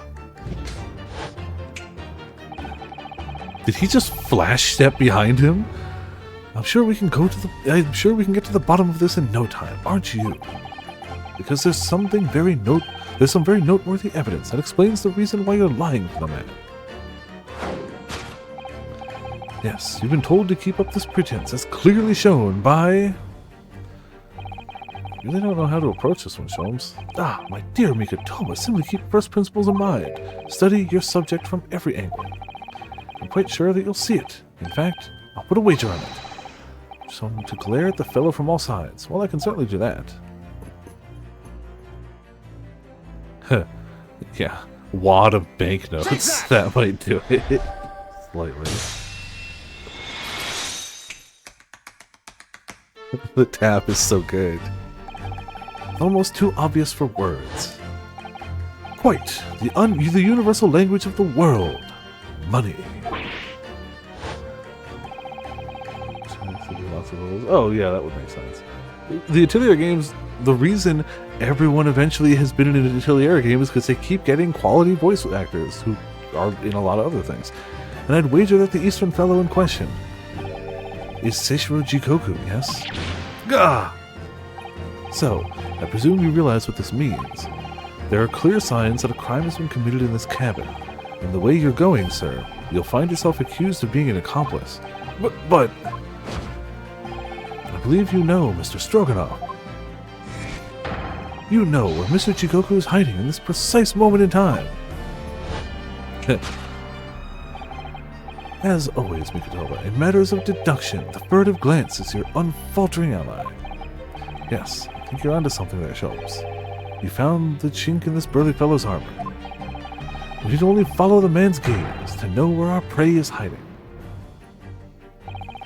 Slightest flicker of the pupils, a minutely delayed blink. Nothing escapes my attention, even that which is barely perceptible. You could hardly call this barely perceptible, Sholmes. The man's turned his entire head. It's not exactly what you describe as a furtive glance, is it? It's almost too obvious. We shall let your tapping toes decide, my dear fellow. He's still staring at it, too. Yeah, it's subtle. You turned immediately to look at this large trunk, didn't you? Ah! The truth is, Seishiro Jikoku was unable to escape from the ship in time, and is, at this very moment, doing his best to stifle his breath inside the trunk. If he still has a breath to take, I fear he may be running dangerously low on air.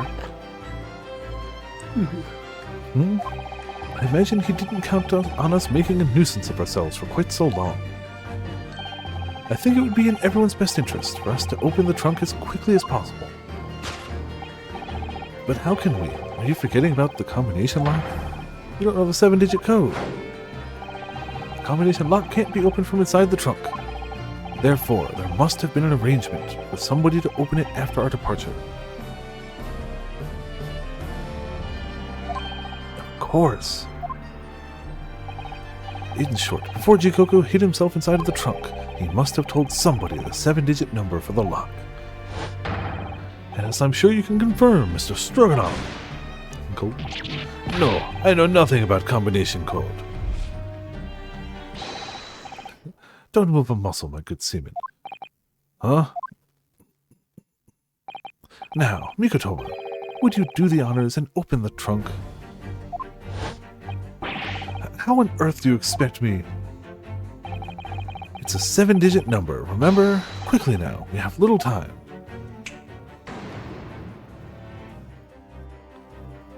Alright.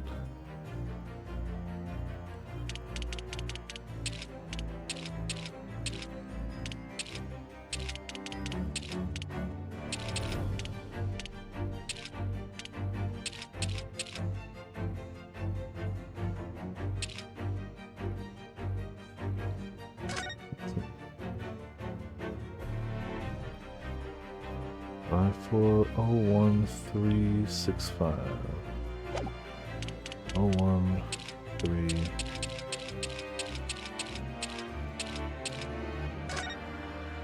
I guess that could be a 2. Cool. Take that! What? No, it's refusing to open. Tell me, what number did you use? Well, to begin with, I thought I'd try my birth. Okay. Your birthday? No, Damn it. Oh. I'm an idiot. Yeah, I get it. It's, it was upside down, it's backwards. I literally just did it the wrong order. Yeah, no, I get it. It's 5, 2, 3, 1. 5, 2, 3, 1, 0, 4, 5. Whoops. Tried to get ahead of myself. Take that! I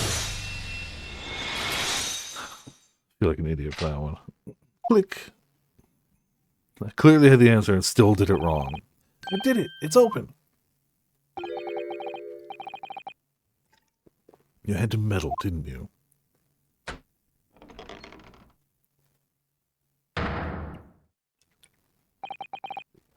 Well, Eugen, you found me now. Seishiro.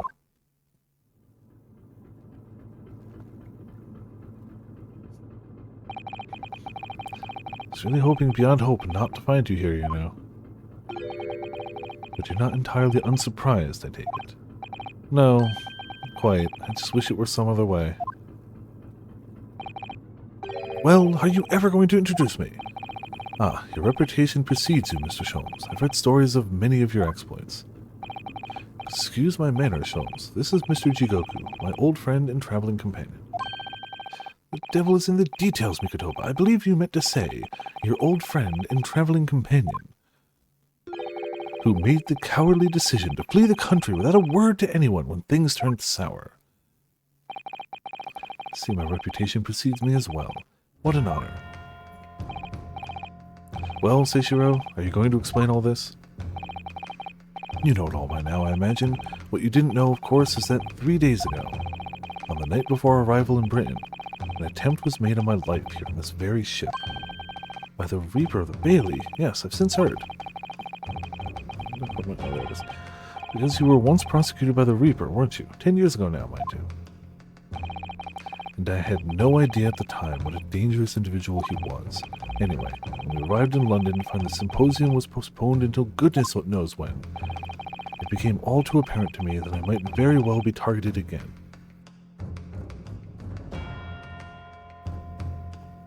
No. Then why were you hiding from us? We weren't the ones who were going to murder you. They decided to flee the capital without saying a word to me about it. I'm afraid so, yes. Of course, I realize now that I really ought to have confided in you. It's somewhat surprising, I must say. What is it? Well, first-class cabins aboard luxury steamships are in very short supply. It's more than a little hard to believe if this one just happened to be available. So says the protagonist of some colorful short stories. Well, I don't care for your opinion. The cabin did just happen to be available, so I purchased a ticket, and here I am. Just seeing for myself the obvious remnants of that incident in this cabin. So you've already purchased your return ticket before you even docked in Dover, hadn't you? To prevent anyone else from taking this cabin and seeing the evidence, is that it? Eugen, I have nothing to say to you. Well, in a mere 5 minutes, this ship will set off on its outward voyage and not make port again until Italy. I'm afraid we must insist that you disembark with us at once. You have no jurisdiction over my movements. We have this, Seishiro. Take it. What is it? The subpoena from the Old Bailey. You're a man of the law. You know what the ramifications of ignoring a document like this from the British courts would be. You came prepared then, Eugen. Come on, let's go. One moment. What is it, Sholmes? Inside Mr. Chikoku's trunk. I found this rather fascinating trinket. What is that? Seishiro? Can't help you, I'm afraid. Some small component from something. But what, I have no idea. By the look in his face, I think he genuinely doesn't know. We know. Well, let us pocket it as a small souvenir of our brief sojourn in France. The small component has been entered into the court record. A small machine that part that Mr. Sholmes found in Joe Chikoku's cabin in the SS Grouse. I'm just now realizing why the body was in the position it was in. It definitely wasn't doubled over in pain because it got shot in the chest. It was definitely crammed into a chest and stored in a freezer. Well, young Naruhodo, I think we've done as much as we can, I'm afraid. The rest will be on the shoulders of you and your assistant.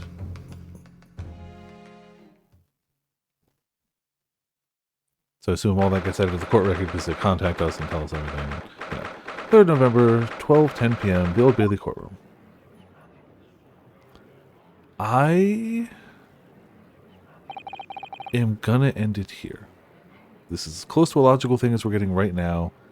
My throat's kind of hurting. I played a lot of Magic today, which is fun, but there's just a lot of people, a lot of chat, and a lot of talking. And my throat just kind of hurts. So, this is really good. It's getting really interesting. I cannot wait to continue it next week. But it's going to have to wait till next week for right now. Even though maybe, well, hopefully we'll do this next week. It's possible we do more Title Update 1 next week by Sunday, but I can't see a reason by a little bit of Thursday night, Friday, and Saturday we won't be able to take a break. I don't see a reason why we can't. It's earlier than I'd like to, but I don't. The hope is I end now instead of straining my throat. Drink a lot more water, rest up the night, so I can stream well tomorrow. I'm hoping I'm not getting sick. Some people in this house are sick, and more than one person on Friday and today at Cards were sniffling and sneezing. So, my days may be numbered for healthiness. But also, I've kept my hands clean, I haven't touched my face, and I've been washing my hands and drinking as much water as I can. So, maybe not. Maybe I was just talking a lot today. Fingers crossed.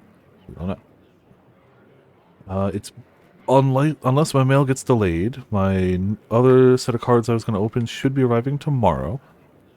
I'm going to say the plan for now is to start the stream opening the cards and then go into Monster Hunter. That seems a decent plan. So tomorrow should be that, unless the mail gets delayed and the cards don't come in which case it'll just be Monster Hunter and replace Tuesday with that. Tuesday will be Monster Hunter, Wednesday we're off, Thursday is the 3 hours solo stuff, 1 hour new title update. Friday during the day will be title update, probably at like 2:30 till about 4:35, because that's when I'm going to have to break to start going for cards. Saturday, I might start a bit early, depending on how much we get done Friday. We'll see. That's a week ahead of time. That's the week planned out. I keep forgetting to put it in the Discord, but I'll do that. We got ourselves a monster. Quote, Discord, and, Objection! there you go. Great one. Thank you all for tuning in. Thank you all for watching. This has been Viper of Viperland, and I'll see you all next time.